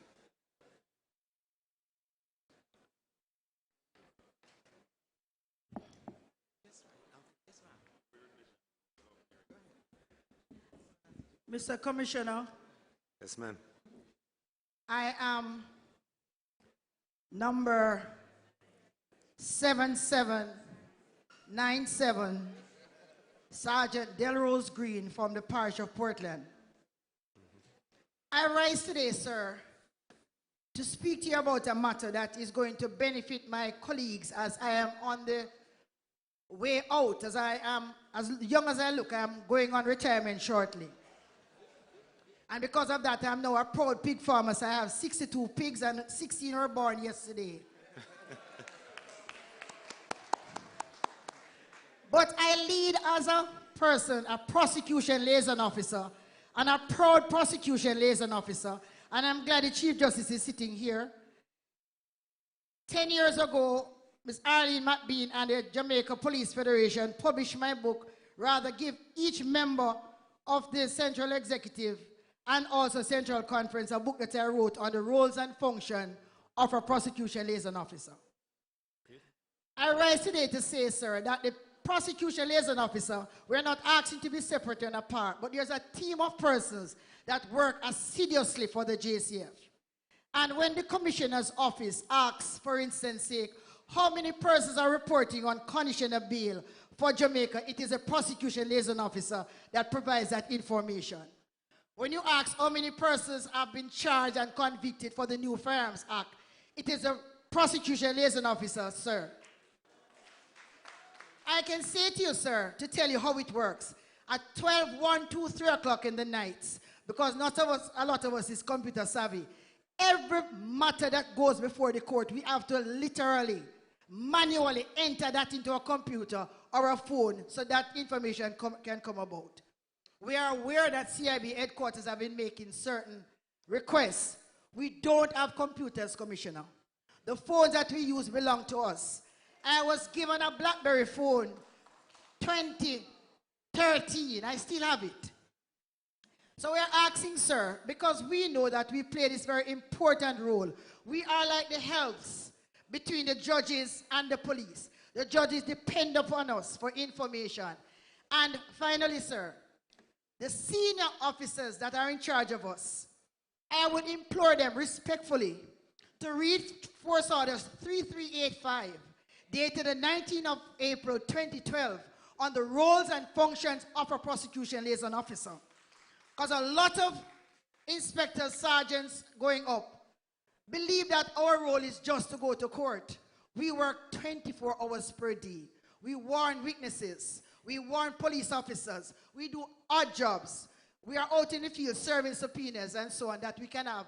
The court management system is gone out to 90%. And also we have the fact that cases are disposed of. We commend the judges, but I want to commend the prosecution liaison officers who work assiduously beside the court system.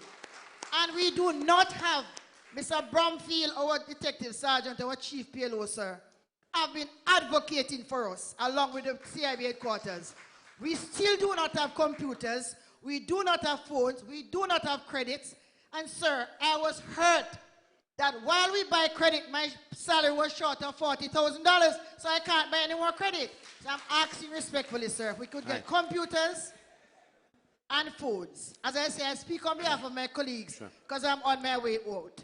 I thank you. Okay, yeah, thank you for that. So one is I had a meeting with the head prosecution liaison officer, and we're looking at perhaps a different structure, allowing them to be one unit, and also not just have the computers, but have a database that is joined up. So when you input it, it goes to a central database and so on. So we've already had those discussions around how we do that. In terms of getting the computers and the phones with the thing, so the idea, let me tell you, the idea of, prosecution liaison officers, sometimes detectives, all sorts of officers burning their own money to do the work is not something that sits well with me, I can tell you. So we are going through a process now of revising our whole CUG system and all of that. It cannot be, in my mind, that phone is a function of rank. It's a function of need. It's a tool. And so we have to change the dynamic around that. So let me short answer, yes, we will get the things required by the prosecution liaison officer. So there are not that many of you. It's something that needs to be done. But there's some other back-end work that's required in terms of a central database around bail and in terms of an upload that it makes your life easier to input. Obviously, there's always going to be a script, but there are parts of it. When we go to you to ask you for data to support various points that we're making out there, that the police have to make, that you don't have to search through to find the data, but it's easily accessible. So we're ready, as I say, we've had some discussion, so structure, equipment, but also the sort of software you need to do it. So you'll probably benefit from some, but down the road, we will have a proper structure with what that. I could benefit from, Mr. Commissioner, is that we work right through the night at times, and CIB headquarters can see literally when we're making entries. So we could get a very good overtime package from working as a prosecution liaison officer, sir. And secondly, and finally, as I said, sir, we don't want to be separate and apart from the JCF, but if we could be publishing the force orders, that when an inspector or a superintendent is not pleased with us, he can't just move us and show us around. And so I'm asking respectfully, sir, if we could be publishing the force orders as prosecution liaison officer and hold an eye office, which we do hold. So, right, so that doesn't just apply to PLOs, that certainly we've gone down the road in terms of the discussions about Sissoko being the same way. That there's a relationship with the headquarters of Sissoko and those that reside in the division and so on. Absolutely, yeah. I think we can fix that. And I want to say to my colleagues, thank you all. This might be my last year, but look something on the outside of police. Area speaks.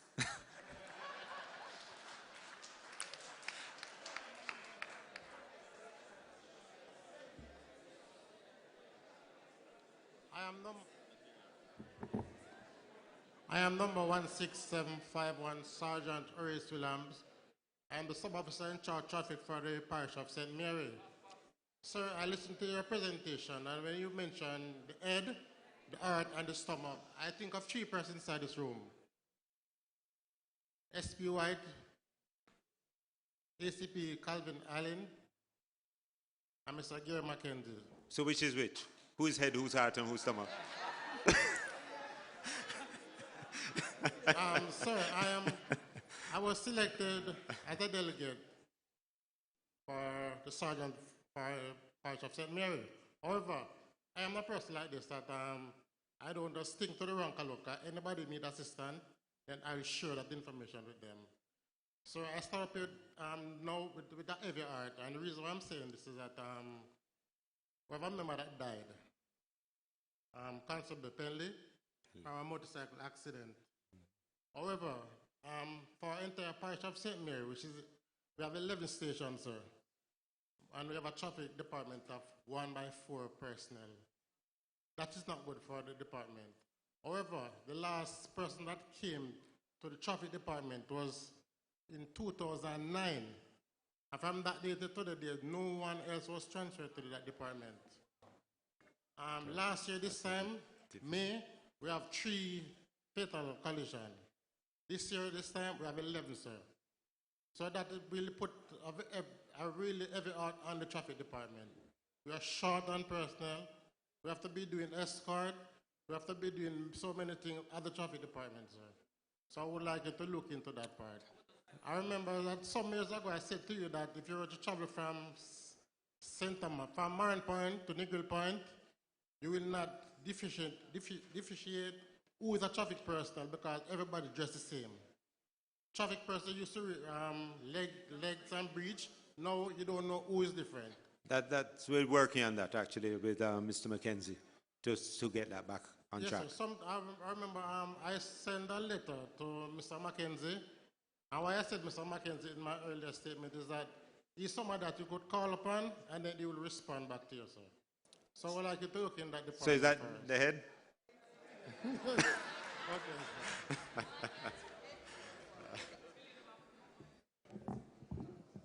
But in terms of that, so you know, you raise a good point because you're not the only ones who have the challenge with traffic. Sometimes, you see, what has happened? We get into this thing where everybody switches and is fighting murder, stop gangsters from killing each other and so on. And sometimes other areas get left. One of the things, that's one of the reasons why we are increasing the numbers of persons that we are bringing in the force, because we're making choices that we really shouldn't have to make. Do this or that. We need to do both. That's what's required out there. But also, that is why there has been a newfound, certainly it should be very recognizable, appreciation and investment in motorcycles and motorcycle cops. Whether it is for quick response or for traffic or whatever, it's just something that just makes sense in our circumstance to continue to build that out. And also in the training, which, by the way, our driving school is an accredited training organization. It's accredited, our driving school. If you notice, we changed the entire fleet that is there. People are learning on things, simulator. We have a simulator coming in later on in the year and so on. So, you know, it's one of those things that is we're working on. Yes, sir. Sir Commissioner, good afternoon, sir. How are you? I'm here, so I'm good. I'm with my people. Beautiful. Okay. I am number 11624, Sergeant Wayne Anthony Wallace of the Trelawney Division. Yes. Congratulations. Thank you very for much, your sir. thing. Through you, sir, let me say thanks to the Central Executive for the surprise award this morning. Secondly, I must commend you and your management team on the wonderful historic transformation expo a few days ago, sir. And my final commendation is to say to you, your management team, the JCF welfare officer and his team, and the Federation for your intervention in the medical care given to Woman Constable Danique Anderson from my division. Sir, my commanding officer and all of us in this division were aware of your actions, the Federation's action, and the welfare officer's action, and the rank and file. And we say thanks for your intervention. My concern, sir, I was tasked with the duty of being the funeral director for the Trelawney Division. I have observed, sir, that members of the JCF who have retired, and if they die, whether a year below the 5 years or whatever, they are not given anything but police support at their funeral service. Sir, it is my view that once a member served this country as a police officer and has retired and is dead, it matters not how long he has retired. The important thing, sir, is that he has served this country, and once he retires in good standing, his funeral service should be given the same service, official service, as that of a commissioner of police. Sir, case in point, I have a friend who was a member of the JDF, Leighton Coleman. He served the JDF and he left and went to Indicom. He died during COVID. And even though he left the JDF, sir, he was buried at Oak Park Camp. Sorry, with military honors? Well, he was buried at Oak Park Camp. Oh, okay. Yes, sir. I said, okay. Just last month, one of my Neighborhood Watch members, Mr. Trevor Walker from the Stonebrook Vista Neighborhood Watch, he died. He served the JDF for 4 years. 4 years. And he left. At his funeral service at William Nib, the JDF sent 3 soldiers to blow the bugle at his internment. But sir, I was embarrassed because I have had members from this division who have retired in less than a year and have died. I buried one 2 weeks ago, Constable Jarrett, and the only thing they got at their funeral service is police support. Sir, I am asking for you to use your good officer to have the funeral policy of the JCF revised so that every member who serve and retire in good standing, they be given an official funeral service. Okay, so remember, this is, I've gotten feedback from both the Officers Association and others in this regard. Yes, sir. I've told them that they've drafted something. They're supposed to send it to me. I was just speaking earlier with SSP Cameron to get it to me so that we can look at how we do that. The way, up to now, I believe, just to make a point on the JDF thing, once you leave, once you're retired, you do not get honors. So I buried a person who was CDS, Chief of Staff, for 7 years, and it was a normal funeral. They have a bugler, just a bugler that you say, but that's it. Now, I think they're revising it, and I think we should also revise it, because you should recognize service. But we'll see what the extent is. We had 50 persons die over the year in service, and probably the number of ex-service persons exceeded that, I believe. over the period. One of the things that was raised to me why the policy changed was that this was burdensome. This was what was raised to me. Now, my view is if we're going to do it, we have to do it right and do it well, and it means that we'll be at it 2-3 times a week.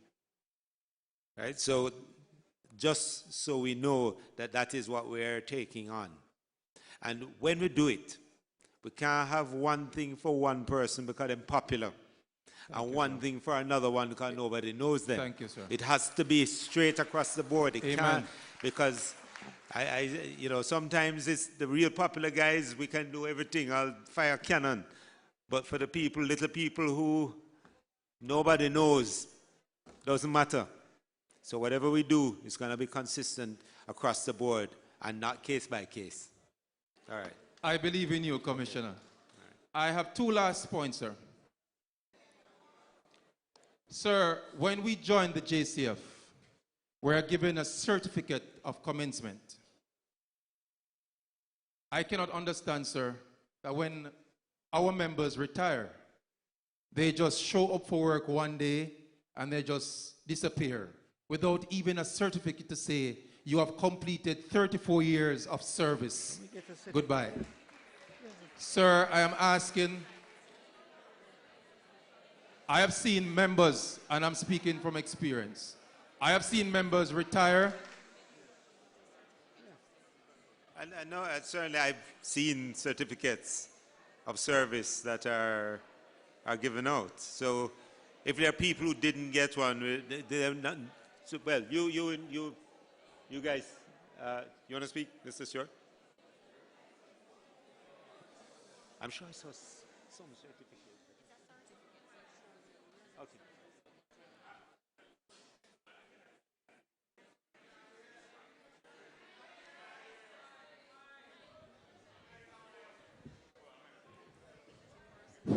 Right, so I'm not discrediting the experience of Sergeant Wallace, but my experience is otherwise. They are given. Well, I know, I see that. So, what I'm saying, if people aren't, and it may be real, sometimes just these things can just be administrative things just not happening as they should. But I'm listening to you, sir. So I hope they're not sitting at divisions to give to people and sitting in a drawer or something.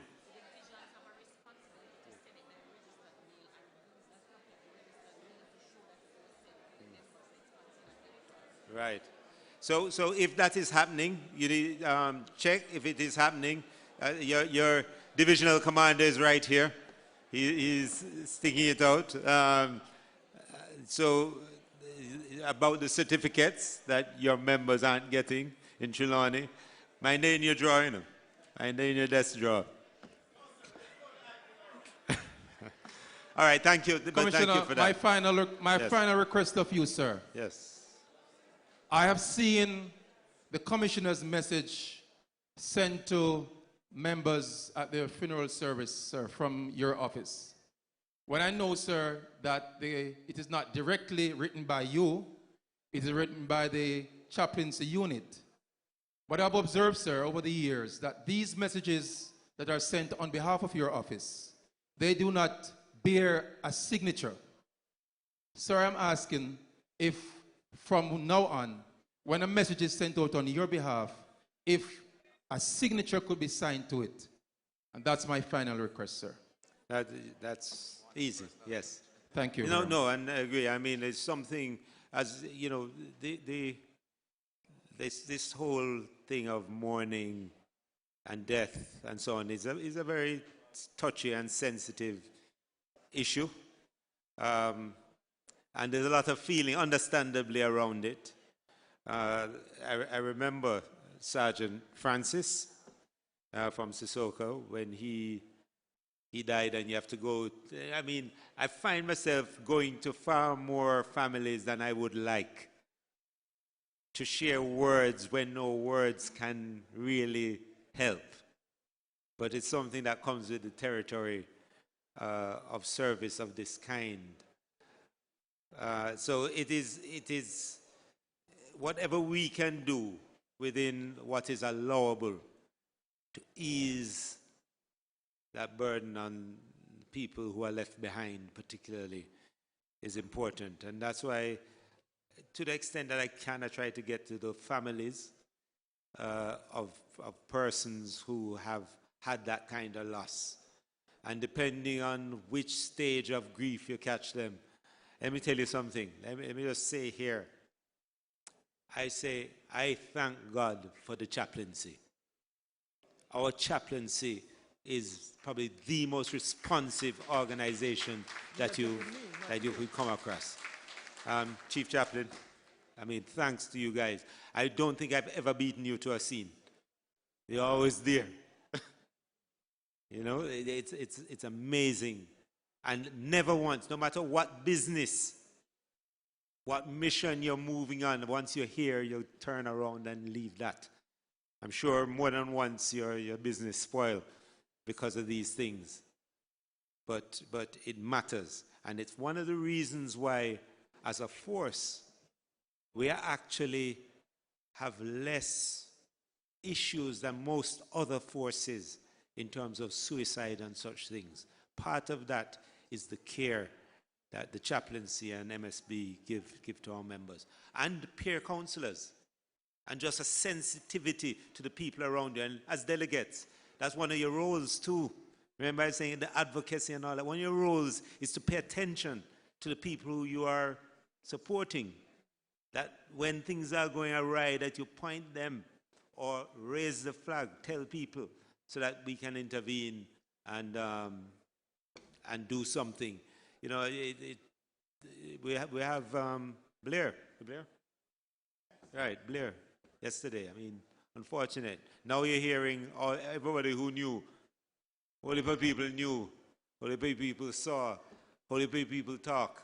But sometimes that's not enough. Sometimes you just have to know when your ability to influence a situation ends and where somebody, a professional or somebody else, needs to take over. Good. It's very important. Thank you. Thank you, Commissioner. Afternoon, Commissioner. Good afternoon. 13347, Corporal, I will say Kingston East. All right, there are two members in my division. Number 16813, Corporal Elboga, 16371, Constable Pattison. Both passed exams since 2019. My question is, why are we taking so long to promote a member after passing an exam? How do we keep these members motivated? And can you commit to us that 2 years is the maximum for a member to be promoted after exam? Okay, so usually if a long time has passed, not all the time, where the person has not been promoted and other people have, there could be a couple of reasons. One could be vacancies. I'm not saying that's the case here. Two, it could be that there's some other issue going on that people around them are probably unaware of, and they're not likely to divulge those other issues. And this really would be inappropriate for us on dealing with these issues to make it widely known. So those are usually some of the things. So it's usually the vacancy thing or that. But I don't see as 2 years being unreasonable. As a matter of fact, it should be shorter than that. As I said, this year particularly, we have been pushing, and there's going to be a number of promotions because we have some legacy people, but we also have some current ones, and we have the vacancies, and we have the need for the leadership. But the people, so it's hard to talk about a specific case here, so I just speak generally because obviously I'm not going to know that particular case, but quite often if you make that advocacy, whether through the executive or to the office, we can at least look and see and make sure that they just haven't fallen between the cracks. Right? So there's usually something. And quite often, I've seen the cases, some of the cases, not always the case, where the people involved, they know very well what's delaying them. I'm not saying that that's the case with your guys, but as you say, let's just make a note to them and we look those guys up. Okay? Right. All right. Okay, thank you, sir. You're welcome. God with the glory. Commissioner, good afternoon. I'm number Good afternoon. 14724, Corporal Zachary Francis from Personnel Division. Commissioner, I appreciate you. Conference, put your hands together for the commissioner. Sir, I know you don't get the love, but I'm here to give you the love today. I don't want them to mash up this love, you know. It's a good love. It's a good love, Mr. Aaron. Sir, I've been shackled with this burden to bring it to your feet. I am a delegate, I'm a humble servant of the people.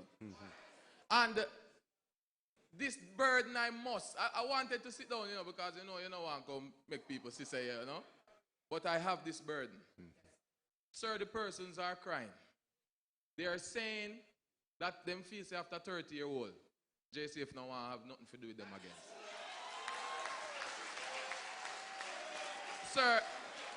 Sir, I don't want to perplex you today, you know, sir. Guys, I see it by your face. No, not at all. Oh, okay, good. Remember, you know, I just finished one course for inspectors to DSP. How many of them are under 30? Good, sir. And I just did one from sergeant to inspector. How many of them under 30? Sir. These are people investing in because we're going to get return and they're giving already. There's no such thing. If people are saying that, they are saying that incorrectly. So true, sir. Okay. And, sir, let me put this to you, sir. Let me put this to you, sir. And I don't want to stir up conflict. I know, we're giving the love. We're giving the love. I'm giving the love. Yeah, man. And I'm doing it all out of love. Because, sir, to be honest, I joined the JCF when I was 18-year-old. I'm just 30 still, but I have 12 years of service, starting at Mobile Reserve. Now I'm at your office. I've been in the trenches and I've been in the office. Right. So I know both sides of the story. Sir, what I'm saying to you today, persons are saying if you take up an 18-year-old and put him at an ASP position, the system are going to get clogged up. That man will be there for possibly 40-odd years. And there are persons who have been, like myself, 12 years service, just finished my degree, thank you, and looking to do my master's. And sir, I am committed to the JCF. Right. I love, this is my JCF. Ours. This is our JCF. Sir, Yes. you said I should partner with you, and I have partnered with you. This is my JCF. That's why I'm passionate about it. Put it this way. I don't All know right, the here doctrine. what I'm saying. I know where you're going. I know where you're going. I'm not clogging up the system. We're going to expand the system so it can take everything. You're not clogging up anything. Listen, you can't be building a force to go to how much 10, we're going from 11,000, which we couldn't move from, to go to 13 and 15,000 without opening up the pipes. So don't worry. You say you finish your degree, that you have you have the trench experience, you have the office experience. You're a good candidate. Don't worry that you're 30. Sir, listen. I take your praises, but here what the thing, sir. I am not here I wasn't for praising my... you. Sorry. I was just indicating what you indicated. Sorry about that, sir. Maybe Not praising you yet. Maybe I misunderstood. But sir, what I'm saying is, I'm not here to represent Zachary today. I know. I am here to represent the committed faces that I see in this room. No. So guess what? You know who who I represent? Yes, sir. The committed Everybody. faces. No, the committed faces in this room. Just when I say, look, when you're shifting, when you're moving things in a big way, right? When you want to shift, unfortunately, everything doesn't coincide quite. It doesn't align always the way you wish it to. The things that move fast, you have to move them fast. The things that move a little slow, you have to push because you're pushing everything. Okay. Sir, the people sent me with a proposal. I don't know if I want to hear it. What's that? The people, the police that I represent sent me with a proposal. Okay, what's the proposal? They're proposing. That. Sir, if you want 10, take 5 18-year-old. I'll give you 5 35-year-old. No, so hold on. Remember, you know. The accelerated program, Listen, that's I one, know, yes, I sir. understand that. Yes. Most of the people who are going to be so trained, whatever, elevated in the future, most of them will be the 30s and 20s, late 20s, whatever. No, there's this, look, remember, you know, the point of the matter is, even the way, give the commissioner a chance. Give the commissioner a chance, please. even the way we have treated or discussed the whole idea of what an ASP is, what a DSP is, the DSPs, the pathways to go up the ranks to inspector, then to DSP and up, is going to be expanded significantly, and the speed at which you go. Remember, you know, one of the things we recognize that you're not unique. I mean, there's a lot of guys and girls in your position. That's true. That sometimes we can't even filter them through. It's usually when we're doing something extraordinary. These people pop up with all kinds of talents that we're not leveraging. One of the things I'd asked admin to do is to create a skills bank so we know who we have. So we know who is where and who's doing what. Now, the opportunities, that's what I'm saying is, at the moment, I believe the officer ratio is, we're probably down at 2% now, something like that. 2-point-something%, I believe it. 2-point-something%. Crazy. That don't make no sense. And if we're using the same number of sub-officers as we're using back in the day, it don't make any sense. So, I mean, those submissions, this is something, as a matter of fact, we already got some from the DPM, some additional posts and positions. And fortunately, the law recognizes the DPM as the person who does that. It's not so much whether it's 18 or 35 or whatever. The fact of the matter is, the people with the skill sets to leave, we're going to push them. So we did a little thing with some people. We want to see how that works. But that's not the bulk. That's not how that's not the only thing. We need people, capable people moving up fast, especially those who have some experience and are still young. I mean, 30 for me is... Head, heart, and stomach. Well, 30 for me is like, I mean, next year it'll be 40 years for me that I've been in. So I was probably a major when you were born. Could be my father. Right, so you know, Sir. but it's good to see, but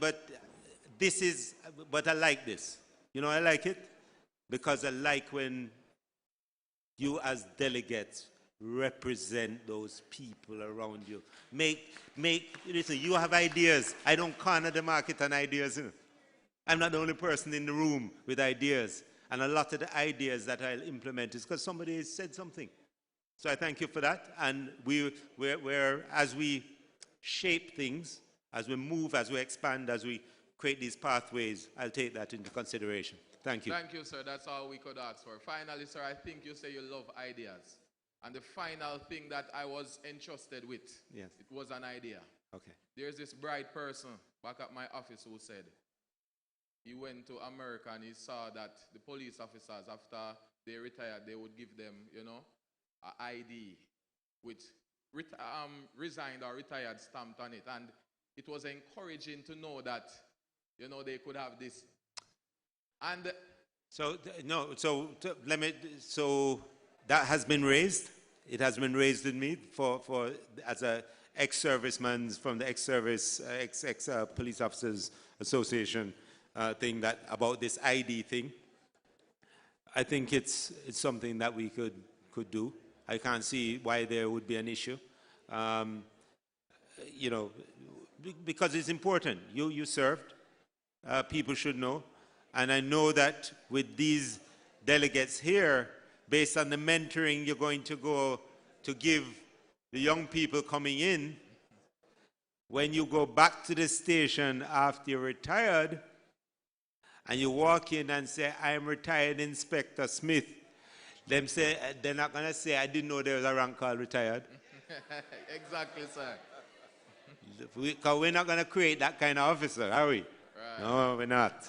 So they're going to come in, even before they know that you're ex-police, they'll give you good service. So can you imagine when they see your ID? We can look at that. That's something that we can have a look at and see how we do. Sir, thank you very much. All right.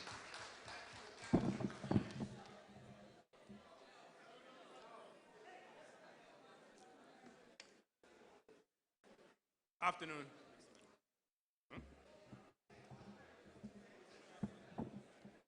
Number 9988, Corporal Aubrey Grant. Sir, I'm asking this question as a delegate who it was brought to my attention. A member was arrested in 2021, locked up for 9 days. Locked up for 9 days, but after 9 days was charged for breaching disaster risk management act and still on suspension. Wanting to travel, got permission from the court that he could travel, but the JCF is not clearing him to travel. Narcotics is saying that his suspension is not as a result of their investigation, but the member is still on suspension and going to court for breaching disaster risk management act. Can you just give the details, just write down the person and stuff so that we can take the details and look at it quickly? Yes, sir. All right, thank you.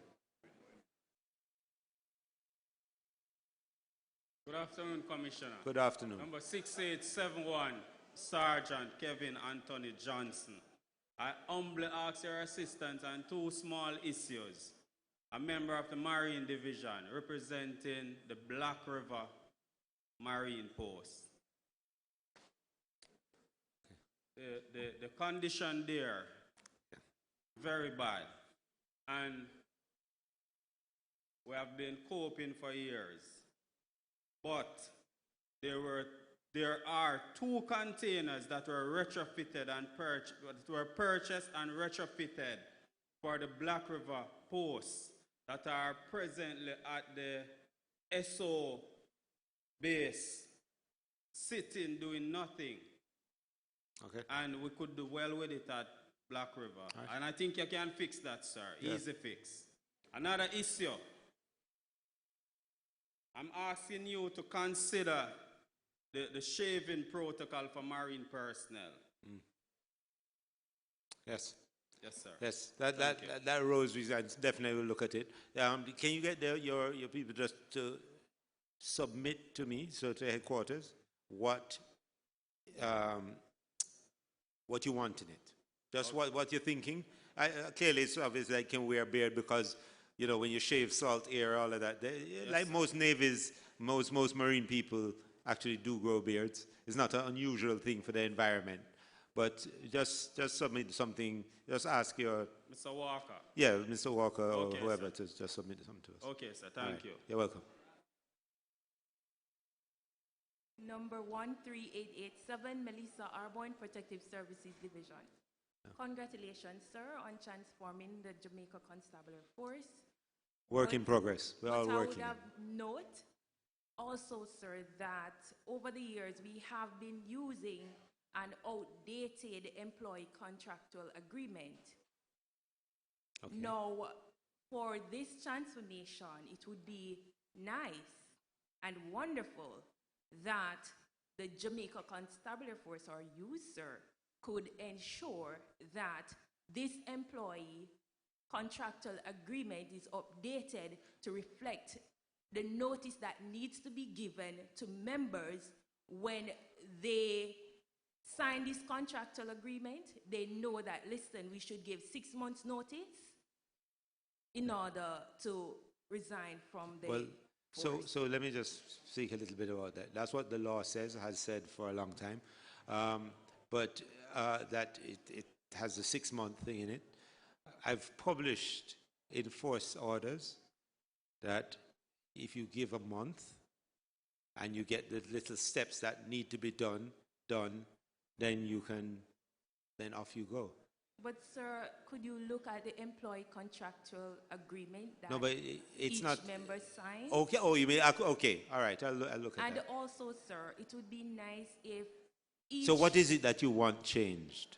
Sir, what do you want it to say? Sir, it just tell you your height, date, how tall you are, and some report. So that is not a contractual agreement, sir. Okay. And to have somebody sign that they will serve for 5 years, and then you would take them to court if they don't give their 6 months notice because they are dismissed from the force. I am saying they did No, not. when it expires, it expires. But If it I am expires. saying to you, sir, the contractual agreement does not Okay. tell you that, listen, this is it, so when I sign to it, then it's an agreement you can hold me to. The fact that it's not there, I'm saying, what is the leverage for you to take me to court to say, hey, you did not give this, but yet still I sign a contractual agreement without it stating that these are the terms and conditions? Because it's okay, so there are a couple of things. There's an agreement that you sign. There's a document that you sign. There's also an act, the JCF Act, which, as long as you've been through training, I believe you would have been exposed to the act and the requirements under the act. Now, the discussion has been, does the act need to be changed and all of that? But even without it, the idea that I want that somebody should hold a police officer beyond for an extended period of time who wants to leave will not deliver good service to the people who we're serving. So that's not what we do. But I'm still not sure what is it that you want on that document to say that we can hold you to your contract? Well, sir, what you should do is to ask to see the Jamaica Constabulary Force employee contractual agreement. Then you will know what I'm talking about. No, but yes, but what I'm saying is, in terms of the time required for resignation, at the end of your period of service and your continuation, you are free to go. No, sir, it's not that you are free to go. You still have to give notice. You don't But, have an arrangement but afterwards. sir, If you resign in between, I know what the Act says, what we have published has been give a month and just get the things done. And it's a good thing you raised it, because we still have people who are giving a day. That doesn't make sense. You couldn't know today that tomorrow you have to go. If you want to give the month, if it doesn't work out, ask to withdraw it. You know, it doesn't make sense because it doesn't impact you right now. But when you go to Police Service Commission and you're dealing with pension issues, that's where it becomes a problem down the road, where you're not even thinking. You're young now, so you run off and so on. But later on, when you're old and perhaps things haven't worked out the way you wanted them to, or you want to come back to join, then there'll be a problem. But I will look at I'll review the agreement. Thank you, sir. Another document I want you to also look at is the job descriptions for each member. Now, I have been serving as a corporal, and I have never seen a job description for a corporal. Well, it would depend which way you are serving. It will not be one job description. It will be about what you do that's going to describe your job. But I take your point. Okay. So as we do, you know, this is a work that, so some work was done about the establishment. There was some establishment work done. Obviously, the job descriptions. That would have to be a consultancy to get that done. Why I ask this question, sir? Because I would have known one of the minister on his platform, the financial minister, saying that based on the compensation review that was done, that these job description was used to determine what compensation was for each public sector. So this is why I asked this question, sir. Thank you. Okay, right, thanks. Good evening. Good evening. 12097 Detective Constable Andre Wilson from the St. Catherine North, yes, the St. Catherine North Division. My issue is more of a concern for something I would like to see happening at the training school as it relates to the curriculum, and that is empty hand combat outside of the baton. We police a very confrontational society, and it often happens when traffic personnel who works alone come in confrontation with various taximen, busmen.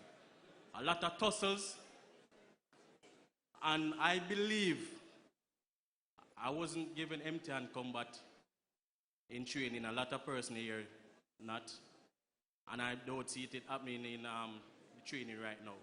And I believe empty hand combat, police personnel doing empty hand combat will help them as it relates to defending themselves in confrontation on the street. So I strongly believe that should be on the curriculum. Right. So it helps them. No, absolutely, 100%. So it helps them in confrontations, but it also helps them to not be so afraid that they escalate unnecessarily as well. It creates a certain confidence and ability to manage situations. So just the other day, we were watching some demonstrations from an organization that offers that kind of training.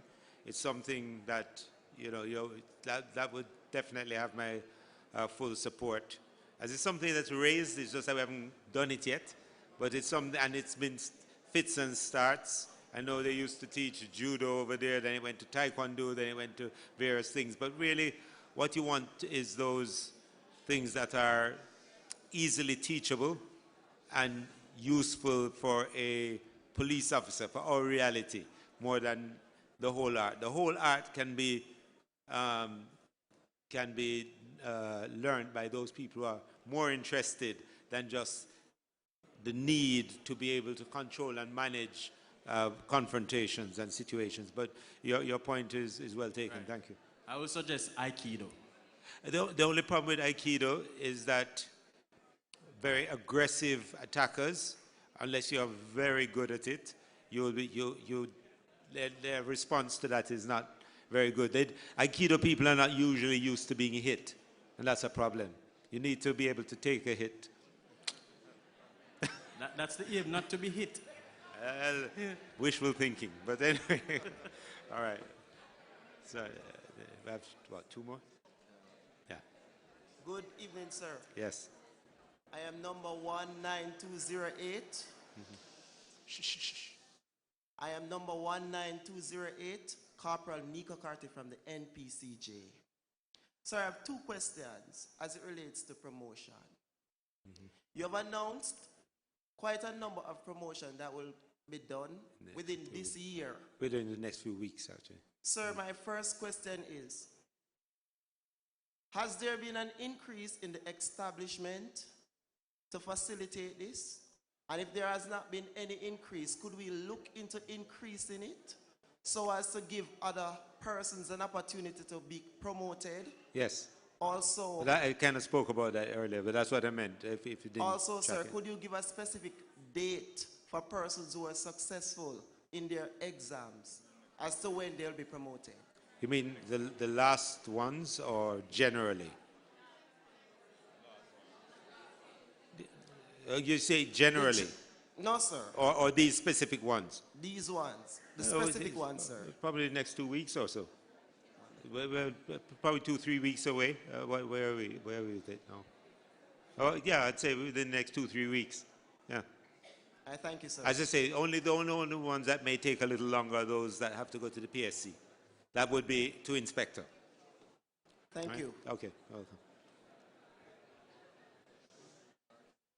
Good afternoon, Commissioner.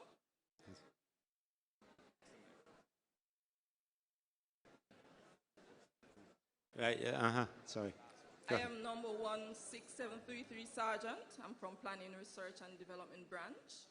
My question to you, sir, is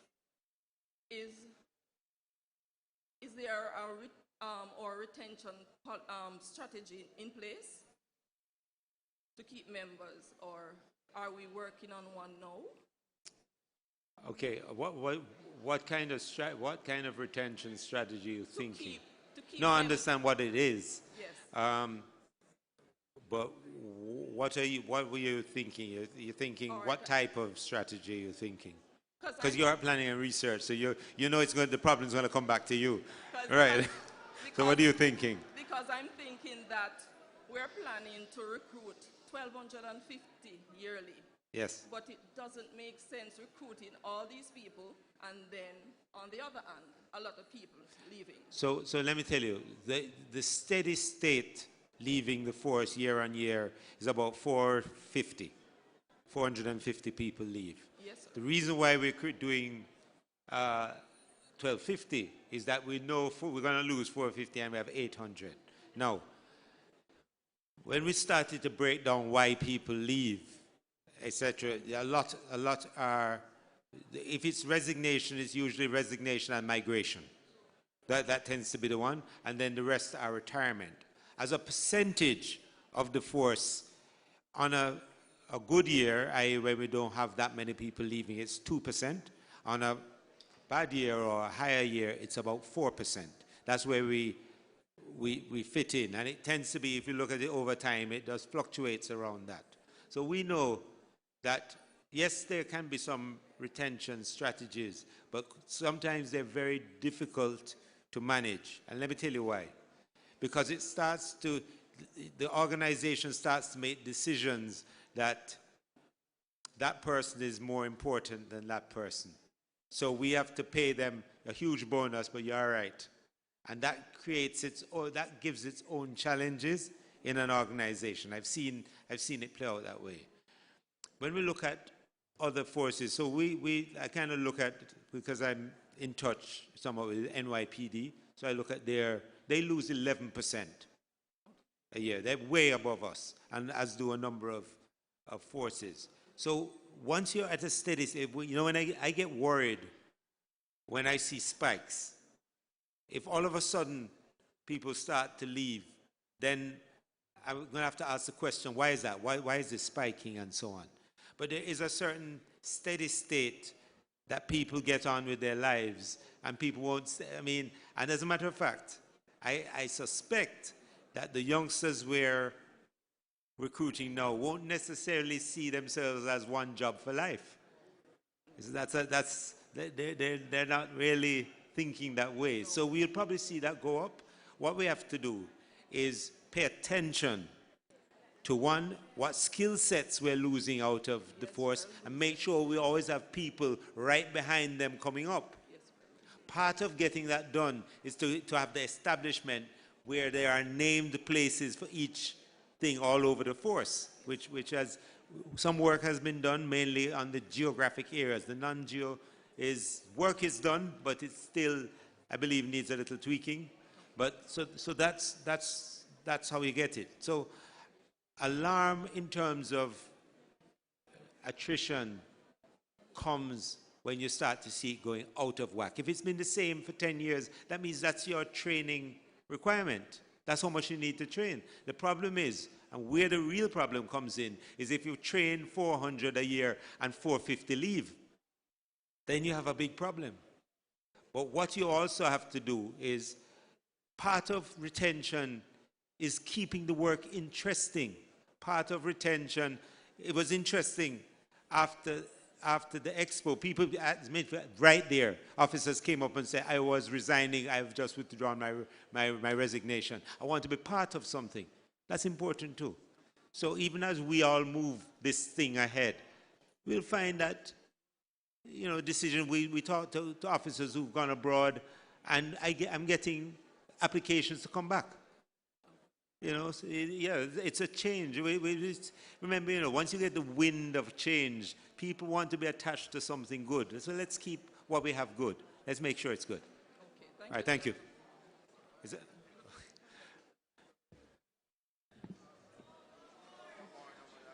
Good afternoon, sir. Good afternoon. Number 12507, Corporal. Sir, my question.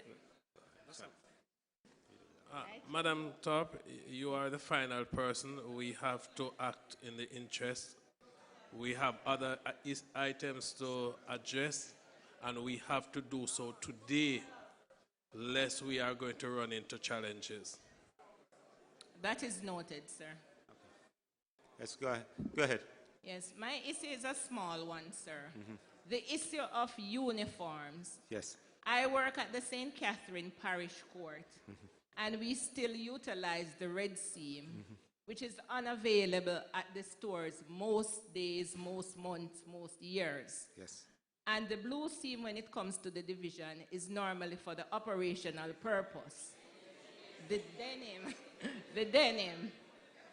Sir, my question is, what is the plan in respect to keeping us professional, looking professional, and feeling proud of the uniform that we are adorned in when performing the duties, especially those in the court? Okay, so remember we had said that, I said there were some challenges. You know, we had some challenges getting even cloth because of the COVID.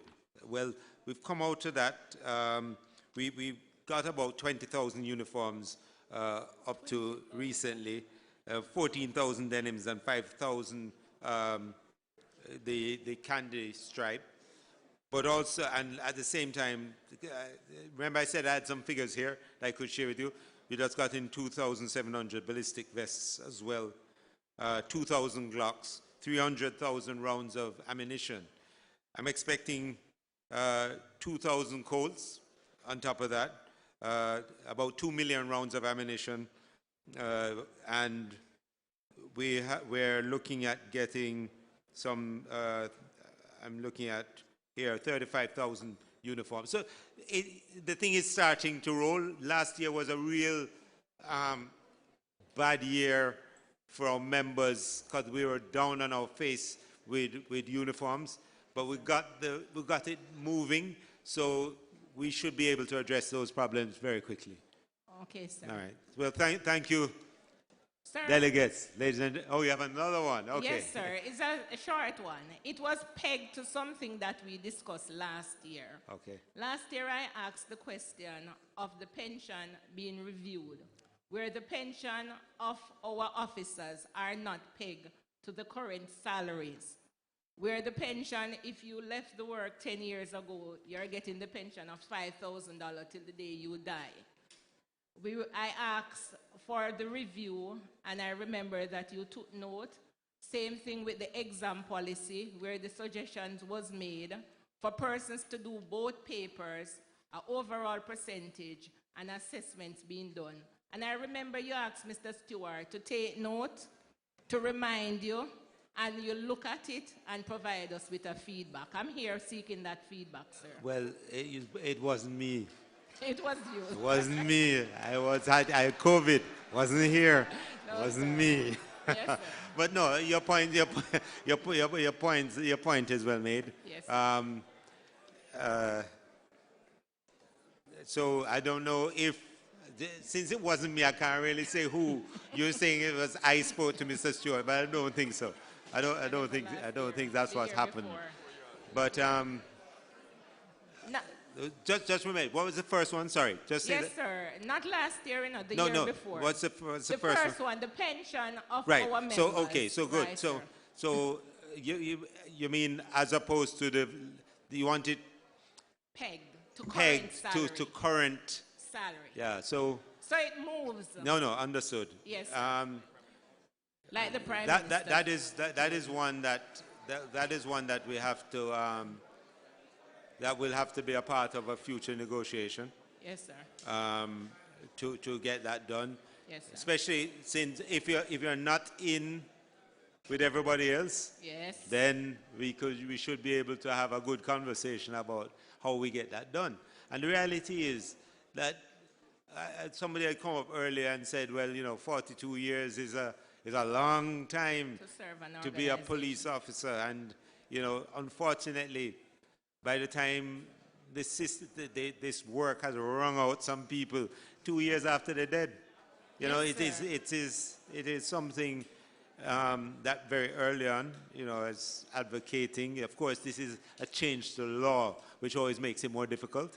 Yes, sir. But advocating in terms of if you don't do these kinds of job, you don't know how it feels over years and decades, the wear and tear it can do, it can take on you. So these are, I know there have been some discussions around it. It's something that we're going to have to look at and negotiate our way through. And I brought it up because, sir, there's an inspector by the name of Inspector Affleck. Yes. And I remember Mr. Affleck served the organization for 40 odd years. And I think he got DSP probably about 6 or 8 months before he left. And the DSP pension would not be afforded to him based on the new policy. He has to serve a number of years. But I don't think it's policy, and I law. thought that That's was the problem. Yes, that was a great travesty, sir, because he would have given exceptional service to the JCF. But you know how these things are. There's no Affleck gave good service. So it's one thing. One thing. Right, one thing. So you can't because you're popular, you're getting a little more. No. Right. He's okay. not popular. No, well, you know, in other words, across the board, whatever you do, but we can negotiate that. And the exam. Yes. The exam, sir. What about it?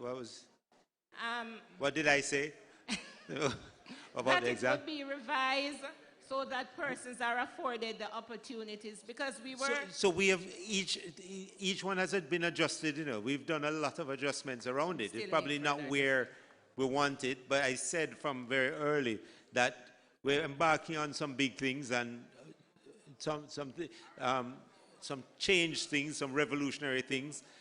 We have to test and adjust them as we go along, and that's why we've created pathways.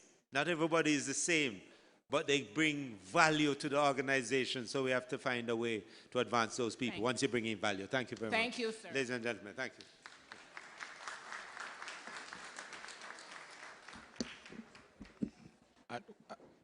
At one point, I know we were fielding questions to the commissioner, and after a while, he changed his name to that of Shaggy. I say it wasn't me. But of course, a very hard-working commissioner and one that is dedicated to the welfare and the well-being of the members of the JCF. Put your hands together one more time for him, please. Come on, give it up, give it up, give it up, give it up. And of course, you would agree with me that this has been a great conference so far, don't it? Yeah, man, put your hands together for members of the executive of the Jamaica Police Federation.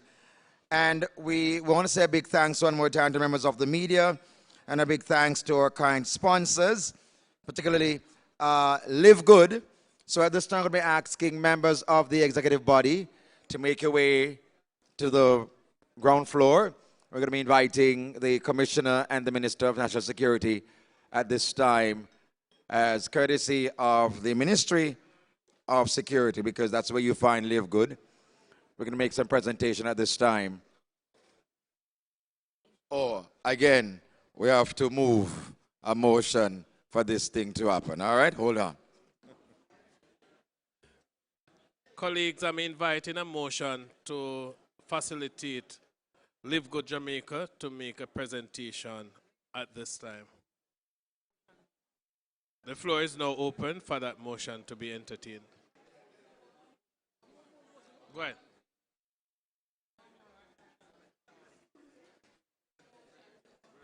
Good afternoon again.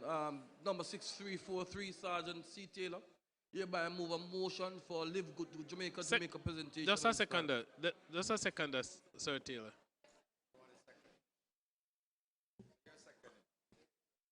Just second, Sir Taylor. Oh, seconded. Number 6343, Sergeant. Beg to second that motion.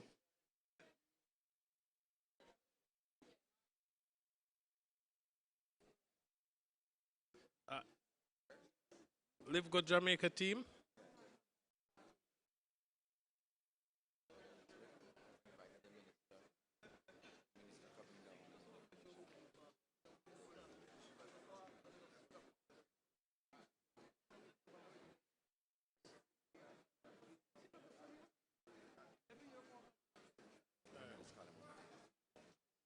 All right, so inviting the Minister and the Commissioner down to make presentation to the executive body. I hear the minister saying that you'll be getting something else.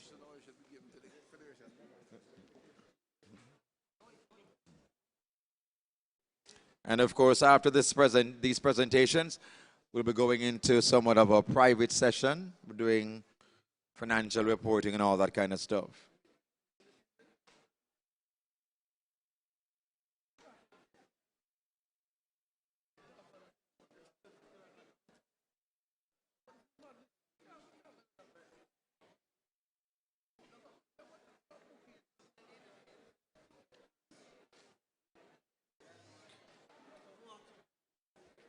And of course, you see murals all across Jamaica, land we love, courtesy of Live Good, anti-violence campaign in the Ministry of National Security, and of course, other agencies within the ministry, such as Speaker, FLA, the JCF, we have MOCA, Department of Correctional Service, Institute of Forensic Science and Legal Medicine, Private Security Regulation Authority, Police Civilian Oversight Authority, and I think yeah, that's about it.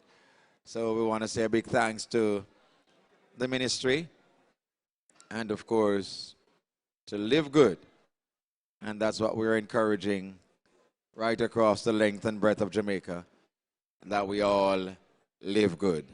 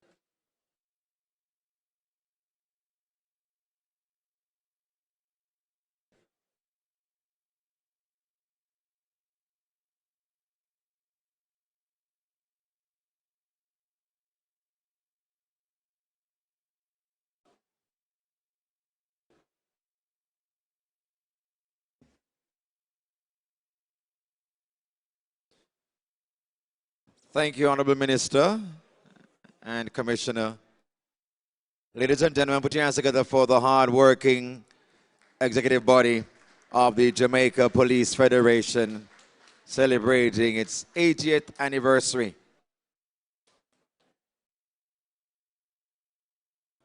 Great going.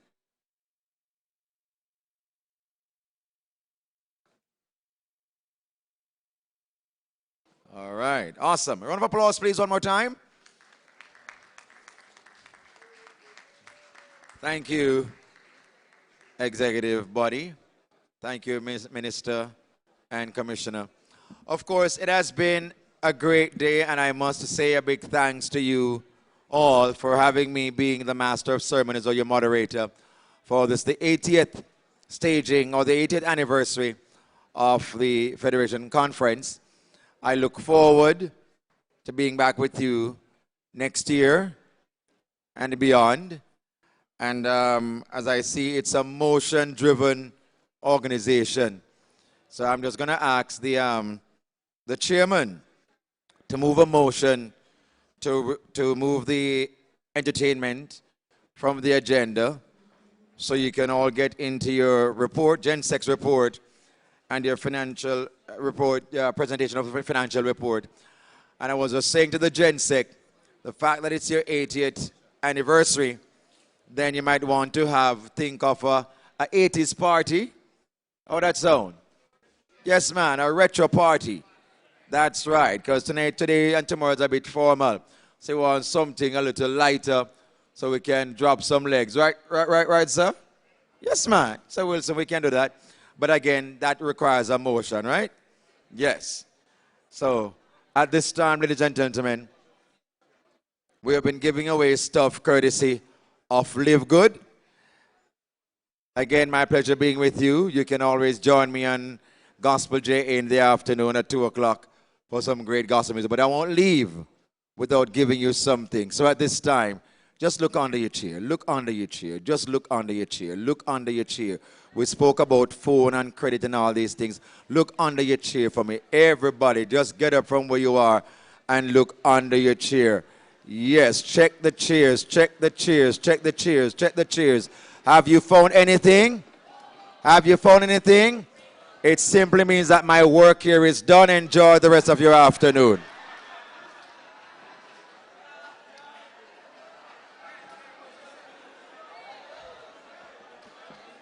Colleagues, colleagues, colleagues, colleagues.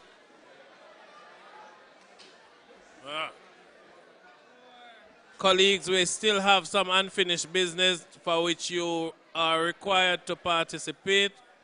You still have to free the auditors for today. So I am going to beseech of you to allow us to complete that process so that we don't fall ourselves into disarray. Come tomorrow, the auditors will not be available, and it is important for the General Secretary to do her report and for you to be able to treat with the issue of that private business. So I'm beseeching of you just to bear with us. We promise that tomorrow will not be long. It is up to you. But the auditors are here and will not be available tomorrow because of circumstances beyond our control. And consequently, we are craving your indulgence to complete this aspect of the process.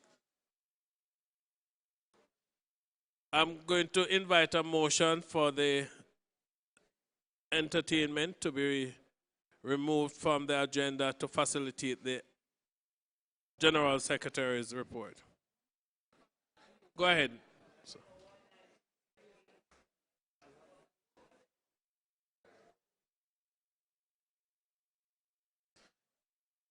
19208 Nico Carty, NPCJ. Number 6425, Corporal G. Brown, St. Anjanard. Second that motion. I appreciate, Sir Brown. That being said and done, I'm going to now invite Madam General Secretary to the lectern to do her report.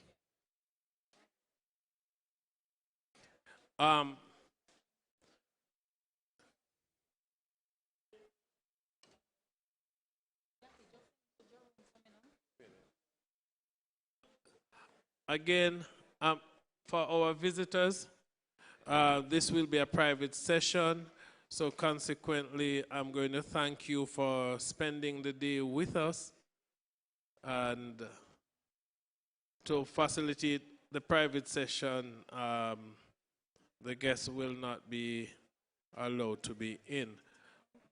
So I'm going to now hand over to Madam Jensek for her to continue with the business of the private session. Madam?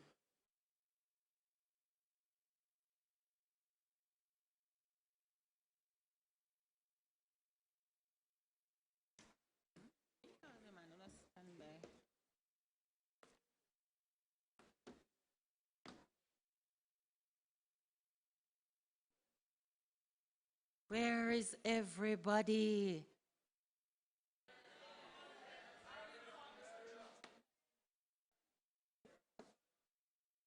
Yes,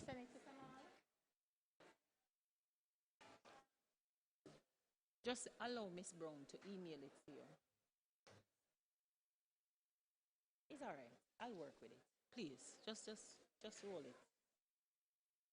Roll it. I'll work with it. Greetings, colleagues.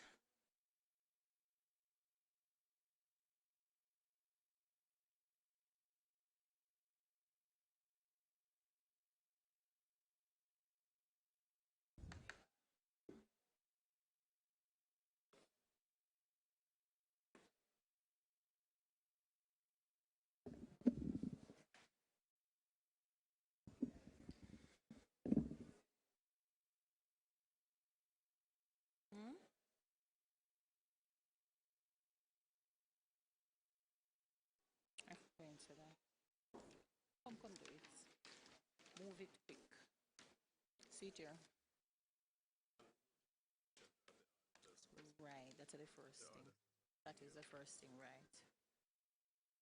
Colleagues, I'm also going to invite a motion to have the auditors present for the presentation of the GenSex report. So I'm inviting a motion in this regard. The auditors from BDO.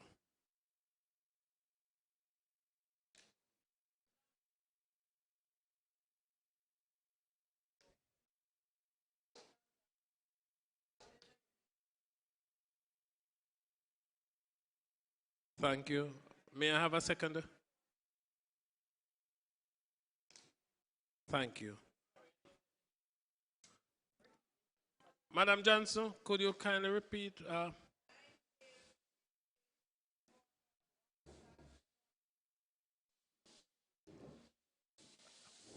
Madam Murray?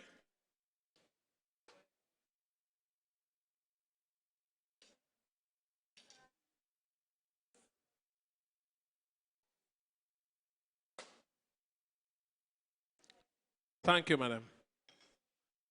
Over to you now, Madam Johnson. Thank you, Mr. Chairman. I thought I would be here at the podium by 2:35 because I have almost 34 pages of my speech, my report to share. But in the interest of time and respect for the process, I will go through the pertinent part that represents the Police Federation year 2020 to 2023. But I must touch on some points that are quite applicable for such a time as this.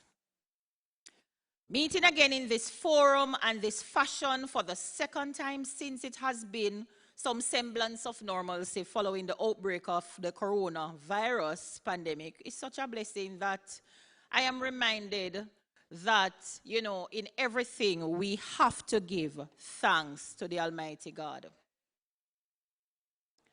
We are indeed blessed to be here, and I welcome you all again to the 80th Annual Joint Central Conferences of the Jamaica Police Federation. And even as I welcome you, I use the opportunity to present this report.